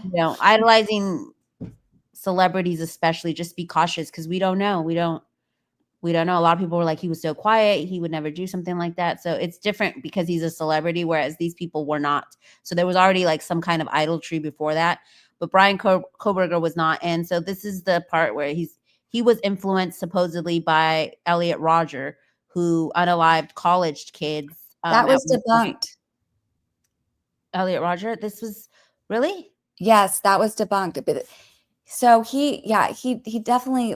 I thought this was his the people that he went to school with. Kind of studied, but people keep wanting to put the Elliot Rodgers, and he was more into the Ted Bundy was his like more of his idol of serial killers. It wasn't really Elliot Rodgers. And I don't know who started. I think maybe, because they had to do one project or something at the school. I don't know how that got started. Celebrate had images of him Googling Elliot Rodgers in the Celebrate stuff. But not as much as the Bundy. He was obsessed with Bundy. Okay. Well, I brought up Elliot Rodger only because the movie Scream is based on him, which he unalived college kids, and then Kevin Williamson saw it and then made the movie Scream. And then, so I just thought it was applied to it because it was media, that like it was real life that influenced media, and then people go and watch slasher films. And I wondered, which I know we talked a little bit about it at one point when we did Kohberger last time, or 214. But this is basically his classmates saying that they were all bothered by what he did, but Bryan never seemed bothered. So it's also like, do you think us, like, even like not us, but people who may not be like all the way right in the head looking into like serial killers, like could they become obsessed and then become a serial killer themselves? No, that was the question that I was going to pose with Bryan, because he later says, and he calls these mental illnesses, mental disorders before his guilty plea. So he's saying that he was diagnosed, and he's calling it, and what that woman said in the stream, the therapist, she was like, these were not mental illnesses. And that will drive me crazy. Do not use like mental illness as an excuse. I hate when, like when that's what he's doing. And this sounds like it's a Kohberger article, even saying that. Well, this is Fox News, I guess, but they're just basically saying that he was diagnosed, and he's saying that, he had OCD, ADHD, ARFID, and autism. And so what the therapist says in that channel or in that stream, she's basically saying like, these are not mental illnesses. This is just like, they're not considered like a mental illness, like a schizophrenia or something like that. They're not like that. He's like, oh, so what? So he had an eating disorder, which is evil is not mental illness. Like that's not going to like OCD is not considered a mental illness. Like those things are not going to lead to no, that's insane. That's ridiculous. And also some people thought that because he had ADHD, which is hyper focusing on something, that maybe because he hyper focused on serial killers, that could have turned him into a serial killer. No, there's a huge difference between like being interested in serial killers and planning to off people. That is the gap between that is ginormous. To really think that like you're gonna take the life of someone else intentionally because you have like when it wasn't hyper focused. Again, I would say go watch Dr. Gary Brucato's. He has so many interviews on this now. Mm-hmm. This was S motivated. Can I say? I don't want to say the word. Again, and that's what she says too. That therapist that was in the show before. She says that anytime that there is a knife used, that's a phallic object. Mm-hmm. With these people, they consider it a phallic object. So it's almost as if they're doing like something that has to do with SA because it's penetrating the body in that way. So she went into the psychology of why famously motivated. It's like it, and it's like, and that has been confirmed. So like, it's crazy to me when they're talking about like, oh, Elliot was on his phone. You want to know what else was on his phone? Some of the most horrific SA porn that imaginable, like, where the necrophilia and where people were like so drugged they couldn't respond or they couldn't say no. I mean, it was like disturbing stuff. Like this person was disturbed. But why do you think that women are putting money on his books and still thinking that he's innocent? Is it because of his looks? Is it because no, not definitely not. I would say it's the investigation where there was the footage wasn't put out. I mean, obviously it was an active investigation, so we can't expect them to put out.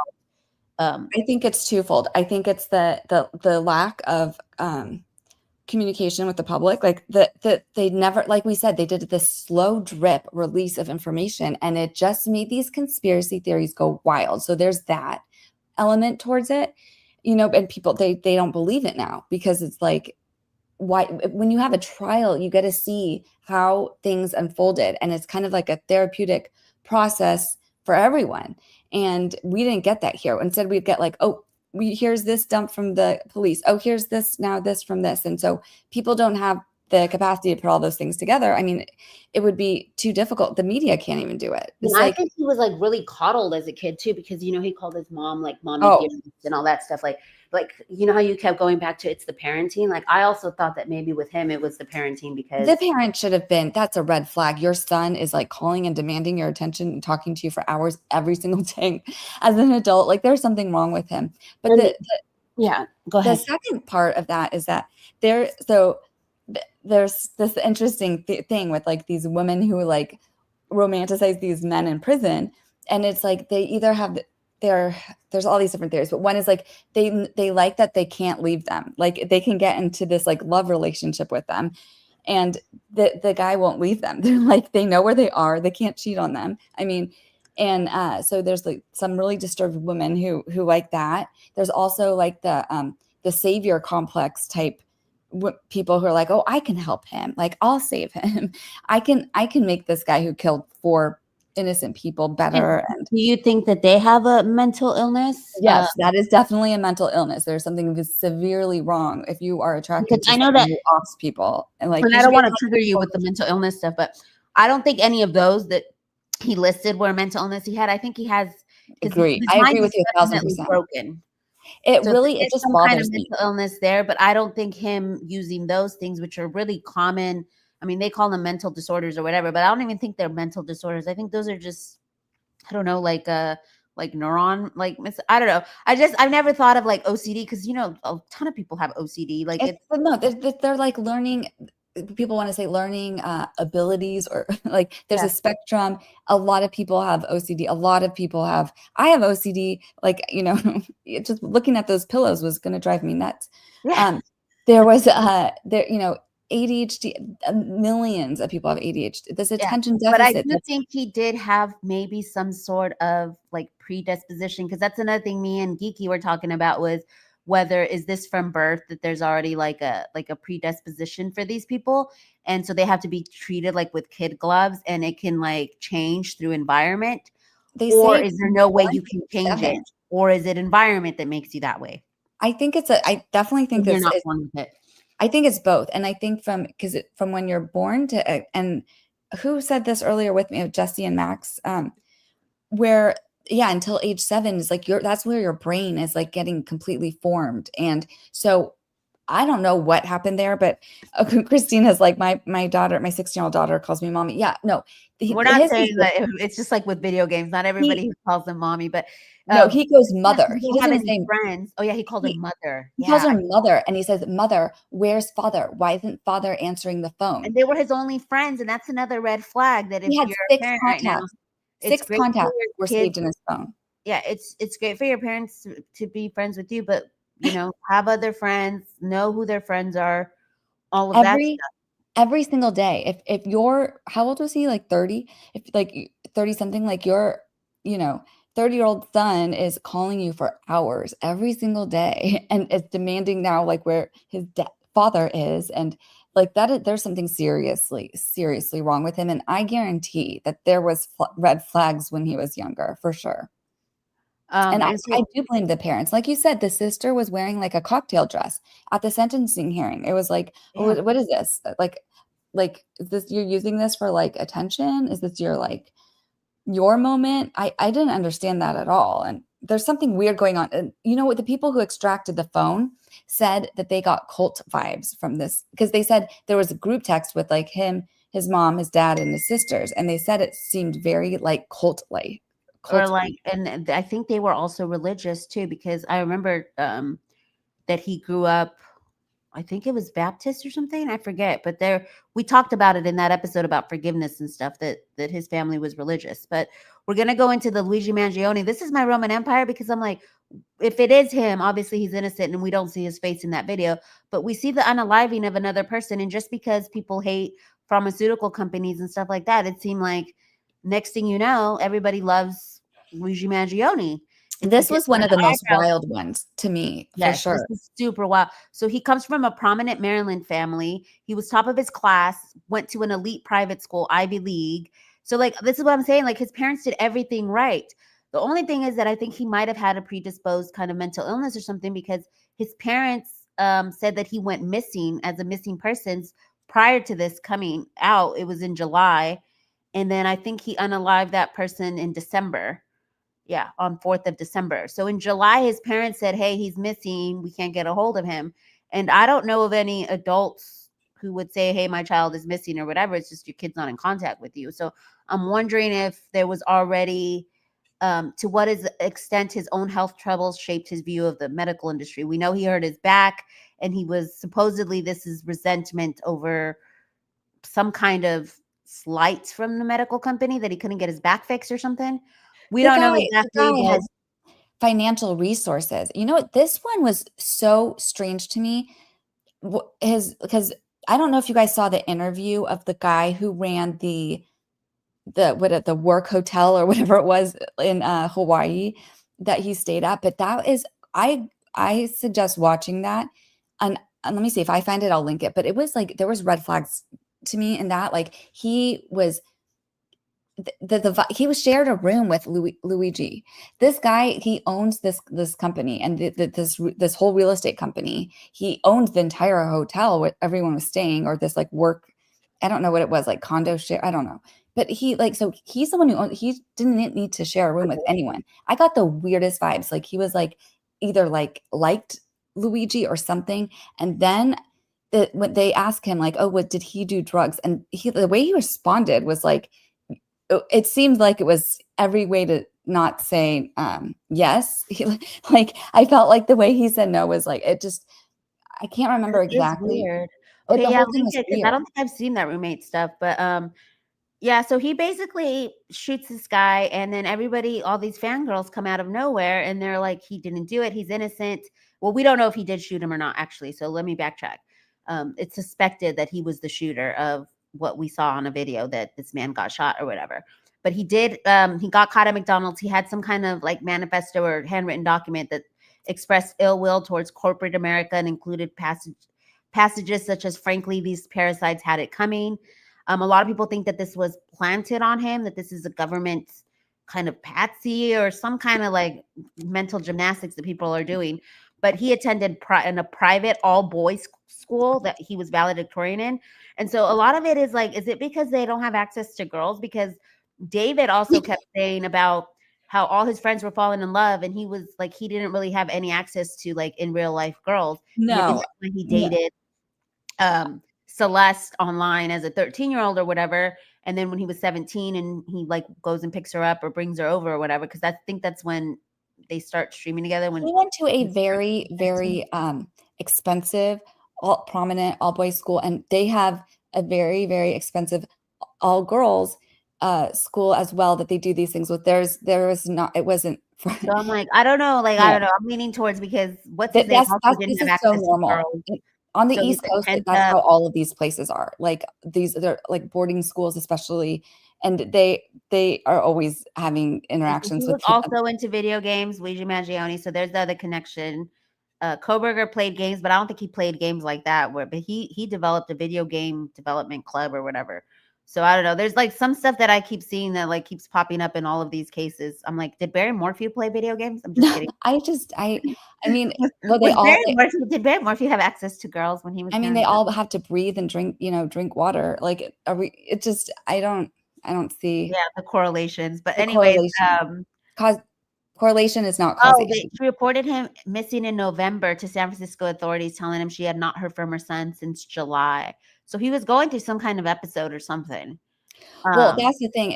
And his family is very, very, very wealthy, like extremely wealthy. And they own like there's this golf club or this country club that's like really big, and it's a prominent family. Like, and so what was going on with him, I don't know if he did it or not, but like the reaction is what to me is very interesting, because this isn't just like, you know, the website that they built for him. It's kind of like the timeline info. This is the whole website. It's got the homepage, the case updates, the attorneys, statements from his attorneys, FAQs, but the mail catalog, this is the one. So from the time he was arrested until goes up to August 22nd, he documents everything that he receives. So it's the first and last initial of the person, the last two numbers of their zip code, and then the date. And so this is all the mail that he has been receiving. Why are his lawyers letting him publish the mail he's receiving? Because supposedly for compliance, because like he writes it down, and then like so people like know that if like the letters are getting to him or not, like because Oh, I see. Okay. yeah.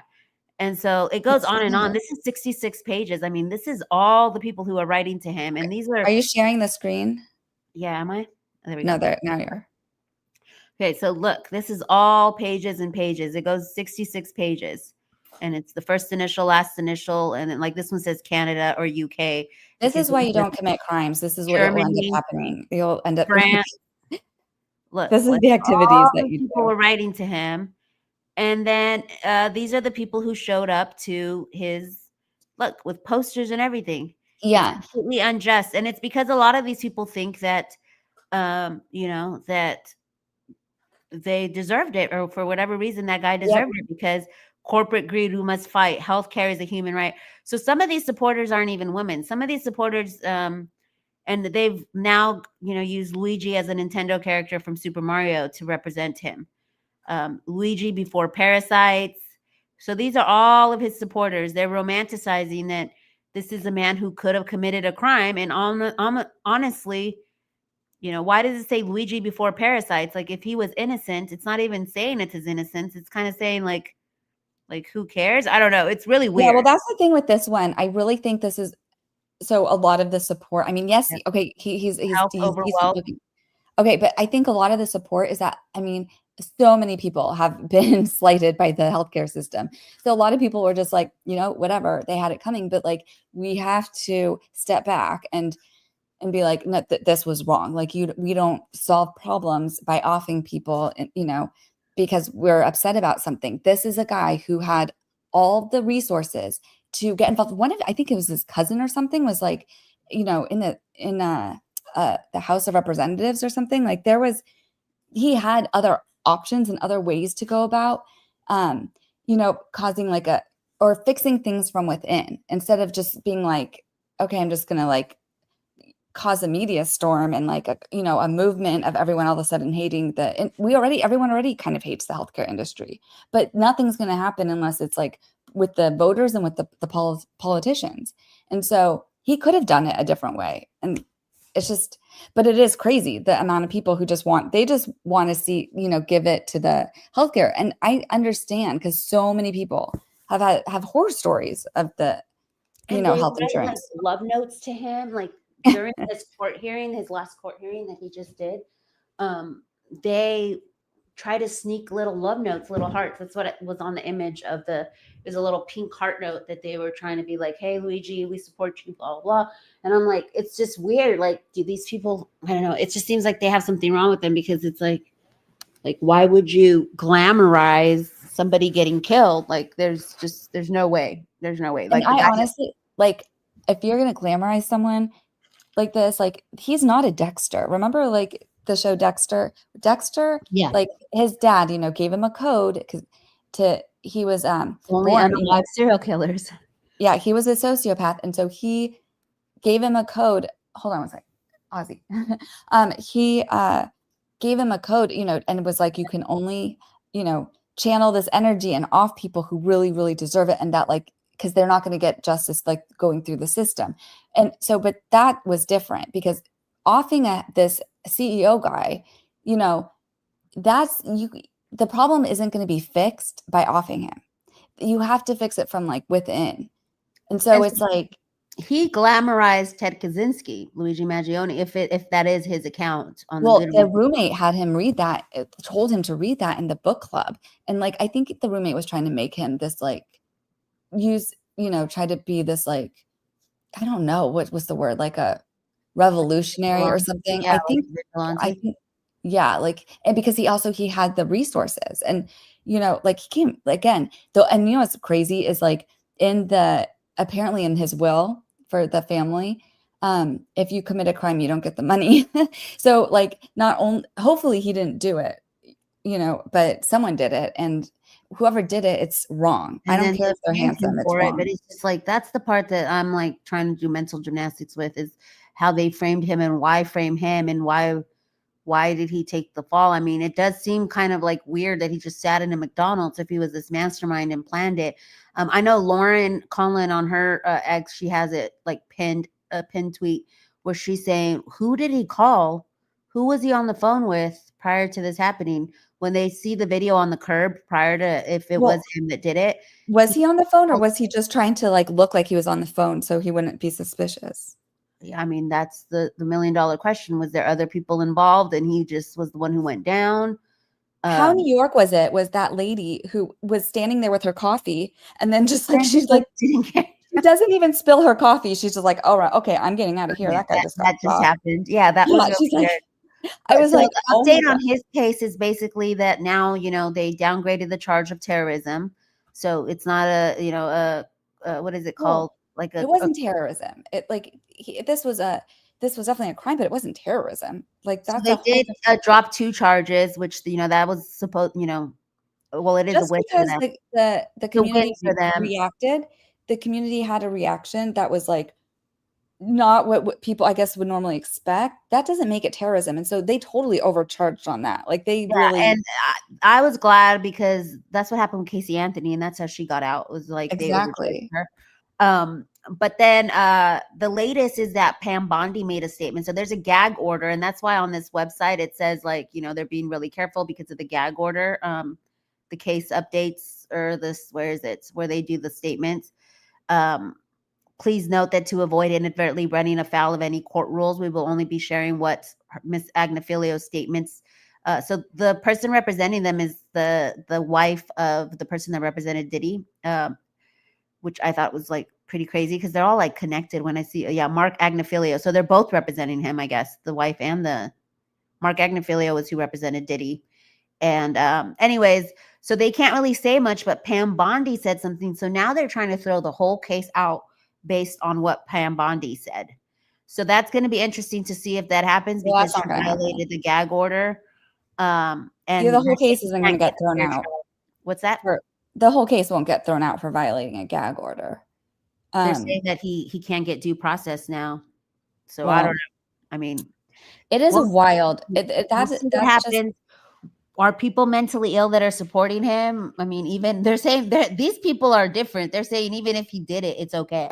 Yeah, that's the thing. But again, and this is why it's this whole like people are somehow making this like a symbolic thing. Like this was a shot at the health insurance industry, which is a problem. But like you don't solve it by shooting people. Like you solve it. Like you really want to solve it, then you need to go and like get involved and help change the laws, like, because the health insurance, these companies they're the ones that are, what's that word, where they give the money to the politicians? I'm spacing out right now. Lobbying. Yeah. The lobbying is out of control. And like, we saw the mayor of New York, like do the perp walk with Mangione when he was extradited to New York. And like as if like, he was making this big statement like for everyone and walking alongside, and they had like I don't know, like 50 security around him, and it was they just made this whole big thing of it, and it was like, don't give him that much attention. Like he shot someone and that was terrible. Put him on, if he did it, put him on trial for murder, but like they made it bigger. All these people made it bigger. I think. She said, "Why are all the people in the picture good looking too?" Yeah, and it's like really good looking girls too. Like it's not like you're like spazzy girl. These are like good looking girls. Like, yeah, some of the girls that I saw going in there, I was like, what the heck? Like, these are normal young girls. Like, I don't get it. If it's just like I don't know. I don't understand it. I can't even fathom it. But Barry Morphew, to wrap up here, because we have to wrap it up. We're going on 2 hours. It's saying Barry Morphew supporters raised funds to free him while awaiting trial and wife's death. So he's the Chipmunk Slayer. That one's wild to me too. I don't understand. His wife, he's not handsome. And so apparently the bond was $3 million, and his supporters gathered enough money to basically bail him out. And with this one, a lot of his supporters are supporting him because the 2 daughters are supporting him. And what the supporters are saying with this one is that because there was DNA found, so this is the latest, Barry Morphew may use mystery DNA for defense. There was mystery DNA found inside the car that belonged to someone else. But the reason why they're saying it's him is because what was found in her body was an artist, right? A guy who got for SA and yeah. It was the DNA of a guy who had previously had SA charges against him. And so they're trying to say that it could have been him. But what they found in her body was a deer tranquilizer called BAM, and the only person with access to it in the whole state that had bought it was Barry. And so I don't know if he's going to try and say that that person snuck into his home and used what he had and then did it to her. That's going to be his defense, because EJ, look how creepy he looks. He's so creepy looking. I don't understand this at all. Good looking, but yet women. So right after that, he was a suspect in her death.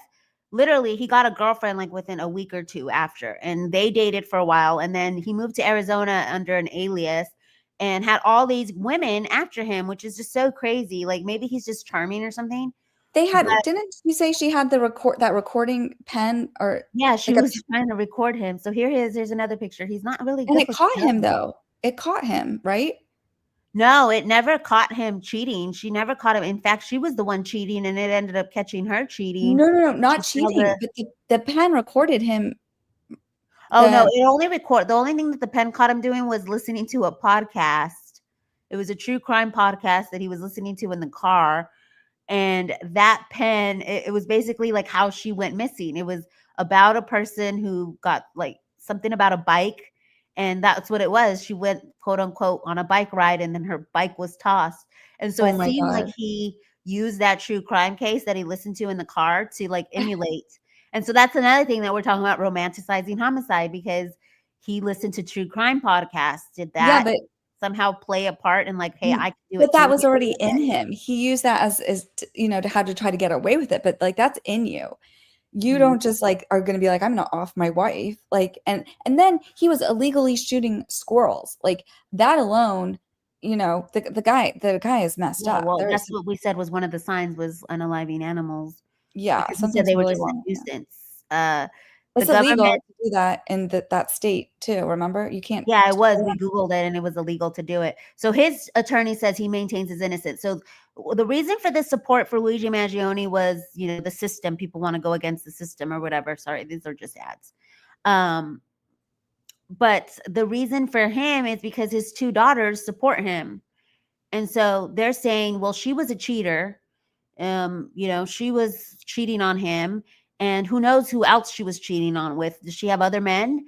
Are the daughters out? Is the she the mom of? They believe that he's innocent and that it was somebody else, and they're like, EJ, maybe, is that mom? Is she their mom? The daughter's mom? Yeah, she's their mom. Their biological mom? Okay, so that's weird. There was a picture of them holding hands, but I thought I saw it like where it was like them. Do you think that the daughters have brain damage? I don't know why the daughters are on his side. Because yeah, it is really strange. I don't know if it's because they're upset with the mom because she actually cheated, because they went through all of his devices and everything, and they never found any proof that he cheated on her. Like when she kept accusing him of cheating and all that stuff, they never found. So unless he had like another phone or something, but investigators never found any proof of what she was talking about. So I don't know if the kids. So here's him with the daughters real quick. Let me pull this up. They stand by their father. So they're really pretty girls. They're in college. And so this is the first time he got out when they had the mistrial, whatever, they didn't have enough stuff. And this is them smiling. And then even when he got out this last time, they were also by his side. So they both think that he's innocent and that somebody else did it, that it wasn't their dad. So I don't know if it's just because he had such a close relationship with them, if they blame the mom or what. But like, I know that if, somebody had done something to my mom and there was that much evidence where he's the only one, because now that in the second trial or the second time around where they charged him, they're like, he's the only one in the state with that deer tranquilizer that killed her. So it had to have been him, unless he's going to say someone broke into the house. But then with all the telemetrics of how he lied and how he said he turned left, and then all the video footage of him throwing stuff away at different trash cans. Like, look, this is them giving, an interview where they're like. So there's something creepy going on there. Like, why are they, he's not dying. Why are they like holding his hands like that? Like, he must have been like some kind of manipulative, or there's something weird. I'm sorry, there's something weird going on there. Yeah. I mean, no, I get where you're going with that without saying it, that there might be something weird. I don't know. And we're not going to stop. Oh, right here it says, what they've done is not fair and we're never going to stop looking for our mom. So this was before they found her body. But that's what I'm saying. They still support him even after her body has been found in the tranquilizer that only he had. Like, it's insane to me. It can only mean that they're like shutting out what they really think, or you know what I mean? And so that's why he gets a lot of supporters, because This is people are weird. like, his How old are daughters, these girls? They're like in they're their 20s. their early 20s. Yeah. There's something weird. I don't know. This is creepy to me. Yeah. And How are these people just giving their money away for this like creep fest? What is going on? And yeah, so that was $30,000, because it's what, 10% of 30 million? 300. No, $300,000. $300,000. Yeah, there you go. So it's $300,000 they came up with. And they just said it was supporters of his. And he has, there's Reddit forums that are like, Barry I think Morphew they all three did it. There, I said it. I think they all three did it. Well, it was weird because it happened when they left, like when they left the house, like for college or something, or like on a trip, which was really weird because they were always at home. And so it did happen when they had left on a trip. So I don't know if they were. What's the life insurance policy on the mom? I don't know. We'd have to look into that, because I never looked into whether there was a life insurance policy or not on her. Look at their extension. Look at their hair. Something there. I'm just calling it this. Nothing. I follow so much true crime. So do you. I've never seen someone who's been accused of murder and then have their adult children holding their hands, like walking, and then holding their hands in an interview. And then, especially if you're innocent, I mean, there's just something. There's so much weird here. And then, like, look how they got ready for the. What was this? Was this a court, or were they coming out? This was when he got freed. But yeah, look how they show up to the prison. Like this is not normal. This is like a little bit. We have a lot of crazies in Colorado. Yeah, that's so many cases come out of there, Missy. They keep us entertained for sure out there in Colorado. I bet there was a good life insurance policy on the mom, and then I think maybe whatever, she cheated, and then he brainwashed the daughters and was like, I know how we'll solve this. She hurt me. I know. Yeah, he was funding them because they were going to college and stuff. Okay, so look, here we go. Somebody put it together. I was like, let me Google it. Did Barry have a life insurance policy in Suzanne? I know he borrowed or took money from her, but he probably had been thinking about unaliving her. Each move seems so calculated. And then this person said she had 2 life insurance policies. One policy was recently paid out to Mal and Macy. Okay, well, insurance company would not give the funds to Barry. So this was 10 months ago. Girls gave 100% of their funds to their dad after they received it. There you go. I mean, that is also weird. That is so weird. Also, the house, it says recently Barry had his mom sign the quitclaim so he could give the deed to Mallory. Barry is now looking for a property. He creeps on women all the time. His AKA is Lee Moore. Macy has been living with her grandma at Buck Drive the last few months. She was in Arizona a couple years till her boyfriend couldn't deal with her daddy issues anymore. Macy called her boyfriend daddy versus his name. Oh my God, you guys, this is wild. This is breaking for me, because I did not even think about them as close friends. I just thought they were weird. Like, they're just probably mad at their mom because the mom cheated. Because you had to look at this. Like, so people are giving money because the pretty daughters are asking for the money. Mm-hmm. They're not giving money because of him. Because look at him. He's disgusting looking. And so that's why it didn't ring true to me. And then when I see those adult daughters holding his hand walking out of jail, that is like so weird. And look how they were dressed. You know how like you clocked it when Kohberger's or 214's sister was wearing that cocktail dress at the sentencing hearing? Like, there's something so weird here. Again, follow the money. She called her boyfriend daddy. His friends, so her boyfriend's friends and family, said that they slept with one eye open when she was around. So that one of the daughters is crazy. They witnessed crazy behavior from her and violence towards him and his parents. Barry and the sister are afraid she will tell all, so she isn't allowed to talk to anyone. So Macy is not allowed to talk to anyone because Barry and the sister. Mal is the other sister, still encrusted but working at Favor the Kind, seeks out part-time homeowners to ask if she can home sit while they are away because the condo she bought is listed as an Airbnb. Boyfriend Zach is trying to separate himself from her, but she keeps showing up for a place to stay with him. Says Mal is a psycho and that she degrades everyone behind their backs, including their sisters. They worship her dad and would do anything for him. says she would lie for her dad. The girls justify. Yeah, see right here. Girls justify dad killing mom because of the affair. Yeah. Say they will meet her again in another life. Eminem literally pray that mom's case remains cold while they wait for another big payout. Eminem celebrated release of mom's life insurance funds with dad in Santa Barbara last week. So this was 10 months ago.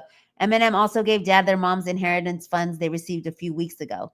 Eminem will not talk to mom's side of the family and say horrible things about him. They are obsessed with status and money. Yep, they're obsessed with the money. Yeah, and you could tell. Look what they're wearing. Like for this getting him out of the prison and and it was so performative, like holding the hand and exactly. Quarter Fate said they don't seem really that sad about their mom being deceased. They don't. It looks like the money always. Thank you, Quarter Faith. Yes. Yeah, I mean, yes. Especially wow, I did not know that. And I've been following this case for a while, so I feel like in shock right now that you sleuthed that out. You clocked it. Their hair too. Like they both have like extensions in. It's just when you lose like a loved one, like that's just not how things go down. That whole thing is so weird to me. The 2 insurance policies is weird. So was one through her work and then they had their own? One was for the kids and one was for the husband, maybe, because the one was just for the kids, it said. Yeah, but like they have their own and then she had another one at her work or something? Like there's something. Yeah, I don't know. I'm gonna have to sleuth that one out. But romanticizing homicide. So in the media, we're saying that it doesn't go into effect. Like you can romanticize it all you want in the media. I honestly still think that it does affect certain people and that maybe we should cool it on like different restrictions. And I know people don't want like digital IDs and stuff like that, but like, I don't know. I don't know what it's going to take to solve it, but to me, it does seem like it can, turn someone, because for me, what I ended up telling Geeky is like, I feel like there's a difference between the content that you consume and then consuming it in isolation. I think if you consume it with other people, like what me and DFJ are doing right now, like I'm consuming this true crime stuff, but I'm able to talk to her to like, sleuth it out or talk about it and get it out. And it's like a collaboration. Whereas sometimes I feel when I'm just absorbing the true crime by myself, it makes me feel like really, really icky and like really, really bad. Like it starts to make me feel like, not like I'm going to go be violent or nothing. No, but like dark, like heaviness, like it's too much. I fall asleep to it. I think you're like, oh dang. No, like I can't consume too much true crime because it makes me feel icky. Or like if I watch a horror movie or something, like sometimes it'll like sit with me for a long time. But if I talk to someone about it, like, this is what was in the movie, blah, blah, blah, then it doesn't like feel as heavy on me. Well, and look at this. Quarter Fate also said something. She said you have to be predisposed to have that in your core. Like, so that's what I think too. It's like it's not just watching it is not going to make you want to do it. You have to have that in your core and be predisposed to that type of behavior and have that type of evil in you. And then, then I think they consume it for their own. It says I watch it all with no problem. Yeah, I know. Me too. I'm super sensitive to it. I have to with the David case, I even told my mod Laura, I was like, I think it's this dang David case that's making me feel so icky. Like I'm consuming it day in and day out, and it's just like such dark themes. I have to tell you something funny. My sister was like, "Oh, you should watch The Real Housewives of Salt Lake City or whatever." She's like, "It was so funny," and I started and watched it. I was like, I didn't laugh one time. I thought it was so stupid. And so then after that, I watched the Explore With Us, like one of those things, and the thing I was talking about where they do like the body cam of these crimes, and the kid was on the phone with 911 and he had just confessed to murdering this girl on the street, and the 911 operator staying on the phone and trying to ask questions and making sure they don't do anything dramatic or leave or something. And the mom's like, "Can you stop asking him questions? I need to call his dad." And I was like, I started laughing. I had this breakdown. I thought it was the funniest thing because I was like, "Ma'am, your son just admitted he just murdered like your neighbor, and you're telling the 911 operator to stop asking him questions so that you can call his father." Like I thought it was the most. Like that made me laugh. I thought that was it's like a true crime thing. Well, I used to be able to handle horror and true crime. Like I did true crime for 10 years and I did missing people too, which was like down dark barriers. And I used to also just watch Dateline for fun and all that. But now I don't know, maybe as I'm getting older, my nervous system isn't as able to adapt to it because I can't be in it for a long time. And that's why I was kind of grateful when the Blake stuff came out because I was knee deep in the Madeline Soto case, which was really, really dark. And then I was like, oh, well, celebrity stuff, I could still delve into like legal stuff and sleuth, and it's not as dark. But little did I know that it was just as dark, if not even darker, because the Blake case went into some deep, dark depths of just And with the human missing behavior and different types of dark. The missing persons ones are hard because I feel like it's consumed until the person is found. Yeah, exactly. Then once the person's found, most of the time it's devastating. So those are really hard. Thank you, Quarter, for not having images helped. Thank you, Quarter, for coming by, even though, you know, the David stuff. And I said I wasn't going to cover the David because it was a child. But, you know, she was a teenage, Madeline was also a teenager too. But the thing with the David thing, I think that attracted me the most, that I made an exception for, was this, just him being a celebrity. And the fact that he was homeschooled and Christian, because I'm like, I want to go into the delves of like what turned him into it. Because all these cases, I think about the parents, like obviously Barry is so much older that I don't really like think to delve into his childhood or his parents. And there's probably not that much accessible information, but I want to know like what makes the murderer type of thing. Like, is it just, you know, predisposed genetics, or is it your environment, or like, because with like David's parents, I feel bad for him. Like they did everything wrong. He was the choir boy at the church. I mean, everything wrong, everything right. He was the choir boy at the church. They tried to raise him. Like, was it celebritydom that did it? Was he around too many yes men? CJ felt bad. You felt bad for Bryan Kohberger after he had just admitted to murdering 4 people. And you felt bad watching him sit there when he, I was like, well, what if it was that he just has like a brain malfunction and he's like ding and doesn't can't capture it, and his parents didn't get him, like, you know, before people like that would be put into like an institute where they could get help and they weren't part of like the bigger part of society. And then now you're too good. You're too good for this world, CJ. Christina actually said something. I feel bad for the parents. Like, I don't know. Christina said something, and she said, suspense is not for me. I have anxiety, so I live in suspense. And you know what? I realized that is why I like watching like Explore With Us, because at the end, it's not just the crime, but like they wrap it up, like what happens, and it's you know, always like you figure out what happens and the bad person goes away. The other one I like is, this is so weird, but Predator Poachers, where they go online and they find these like online predator like PDF files, and then they catch them, and they get, you know, most of the time they get arrested, and I just like seeing the justice play out, and it helps me go to sleep. It makes me feel happy that like bad people are getting catched, and it's like when I watched the dang Chris Watts documentary, I didn't sleep for like 2 weeks after that. My whole nervous system was so messed up because it's so well done with like all the text messages, everything leading up to it, like when they're interviewing him and like the neighbors like, this doesn't add up, and like it was just so, and then because it's little kids too, like I didn't sleep for like 2 weeks. That was one of like my first signs of like, oh, maybe you can't handle true crime anymore. Like Missy, it was bad. Chris Watts lived 5 blocks from you. Oh my God, that I followed that one live. Where are you seeing these? Oh, okay. Because I'm like, they're coming up late on mine. Because you'll say like, oh, so and so said something, and then I'm like, I don't see it in the comments. So they lived 5 blocks. Wow.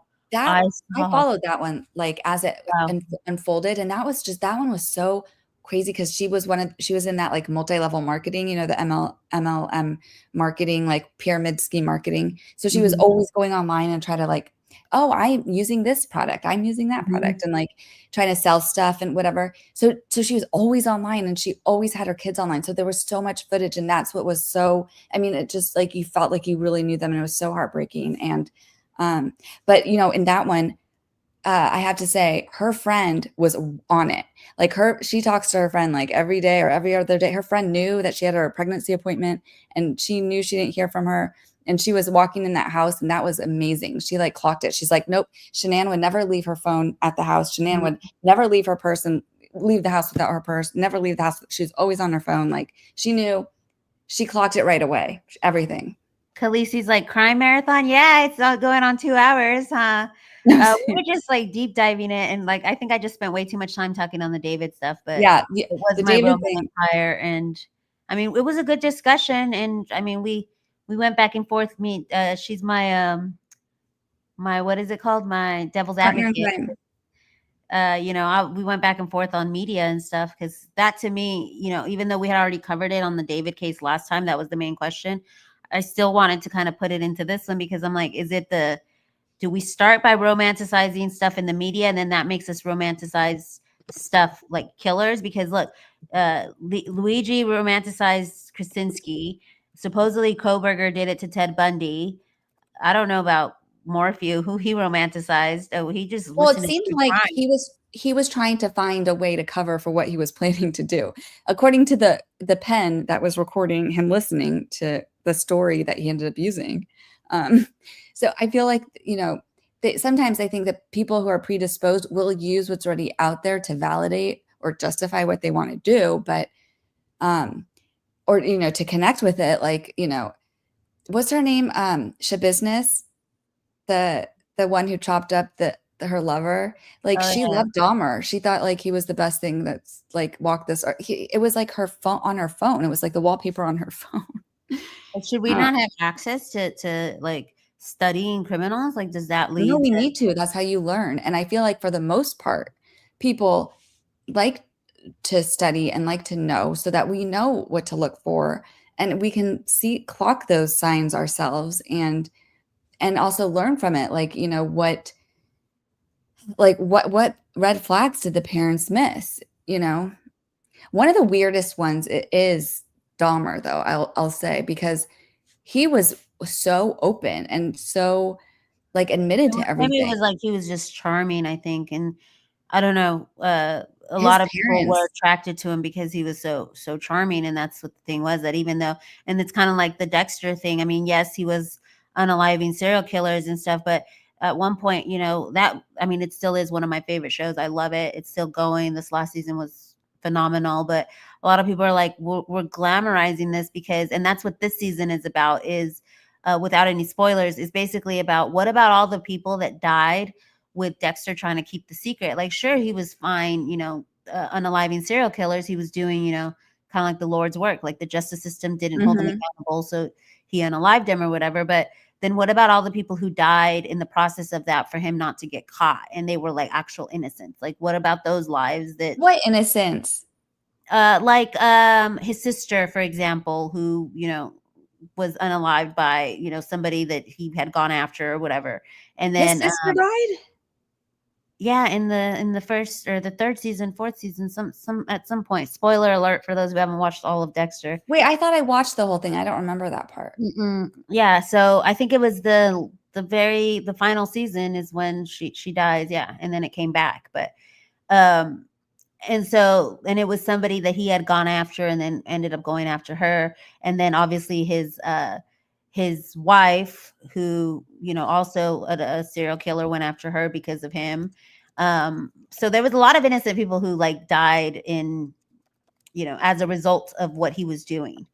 And obviously they go for like the your most loved ones and stuff. That's always a risk. Even with him being a police officer, there's always a risk that people go after you. But I don't know, I thought like, yeah, I do glamorize Dexter because I'm like, oh my God, Dexter is so cool. Oh, his brother. Did his brother kill his sister?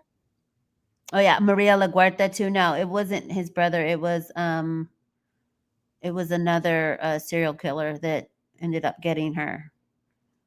Yeah, I won't spoil it, Christina. The new season is really, really, really, really good. But yeah, the detective goes after him for Maria LaGuerta, saying like, "This, you did this, Dexter. Like, you did this." Which Maria LaGuerta technically was unalived by his sister, right? Because she's the one who shot. But his sister shot her because she didn't want Dexter's secret to get out. So, yeah, Christina, that Resurrection is great. Yes, it is. It's really good. Okay, so we're gonna wrap up our crime marathon here, but yeah, like glamorizing Dexter even is like, is that okay? Like, I mean, he did do a good job, and I mean, in this season, he does a really great job as far as like, I can't wait till next season. I love Dexter. I'm not gonna lie. I mean, that's what I'm saying. I glamorize him because I'm like, oh my God, I love it. But he sticks to a very, very strict code. I mean, that's why it was like, because they won't always get a fair shot, and it's not right because the vigilante most of the time goes haywire. But that's why we can't support it. But like in in his world, like with the access to the resources he had and the ability to like never have anyone notice him on a boat throwing a bunch of bags off the boat like routinely. It was kind of amazing. Like he was never really caught. It's like, well, is that the price to pay for other people to get justice? Like these are all these like really, really hard questions, but maybe we can do like a Dexter episode. I love that his character. He's America's favorite and loyal and lovable serial killer from Quarter Faith. So thank you to Quarter Faith for the $9.99, and thank you for who was it? My members, Missy, and who else is a member? You guys, was there other members in here? Anyone who's a member, thank you to you guys. Thanks for dual streaming with DFJ. If you guys can help her out with her hours. Thank you. That's why I was like, hey, we can go 2 hours. It'll help her streams. And plus it was a fun night. It was a good night. And I hate saying fun when we're talking about such dark stuff, but I feel like I got a lot of stuff out that I was like, you know, because I was even telling DFJ before we started, I'm like, I'm so drained from this David case. Like, I don't even know if I could talk about it, but I feel much better. You talked about it for like over an hour. I know. I feel so much better about it. Like, I mean, at the end of the day, it's like she said, like, we can't feed the speculation of innocence or anything or guilt. Like at the end of the day, like now we just have to wait. We found word. LAPD is saying, hey, here we are. We're looking into it. Hang on. We like facts. We like facts. We like you know, paperwork. And I honestly feel better now that the LAPD said something. Like, okay, now at least we know she was there for several weeks. We can't just say it was a couple days or whatever. And it was, you know, he was on tour. CJ, this is the best. Look, they're like, they said, I'm watching on loop tomorrow for hours. And Kenny said she's working on the hours. It's a group effort. That is so yeah, awesome. The other day, someone was saying, like, I'm gonna put you on my computer, and it might have been, was it you, Kenny? That said, I'm gonna put you on the computer and the TV or something, so that they could do, like, you know, get more hours in it. And do we know how to send them to Lauren? Is Lauren still on? I don't know if Lauren is still on. So I'm sorry. I actually forgot to say, like, if you guys wanted to log off, and I know a bunch of people did log off, but you guys can always replay crew me. So sorry to Lauren for, you know, going into her time, but there was no way. It was a half hour.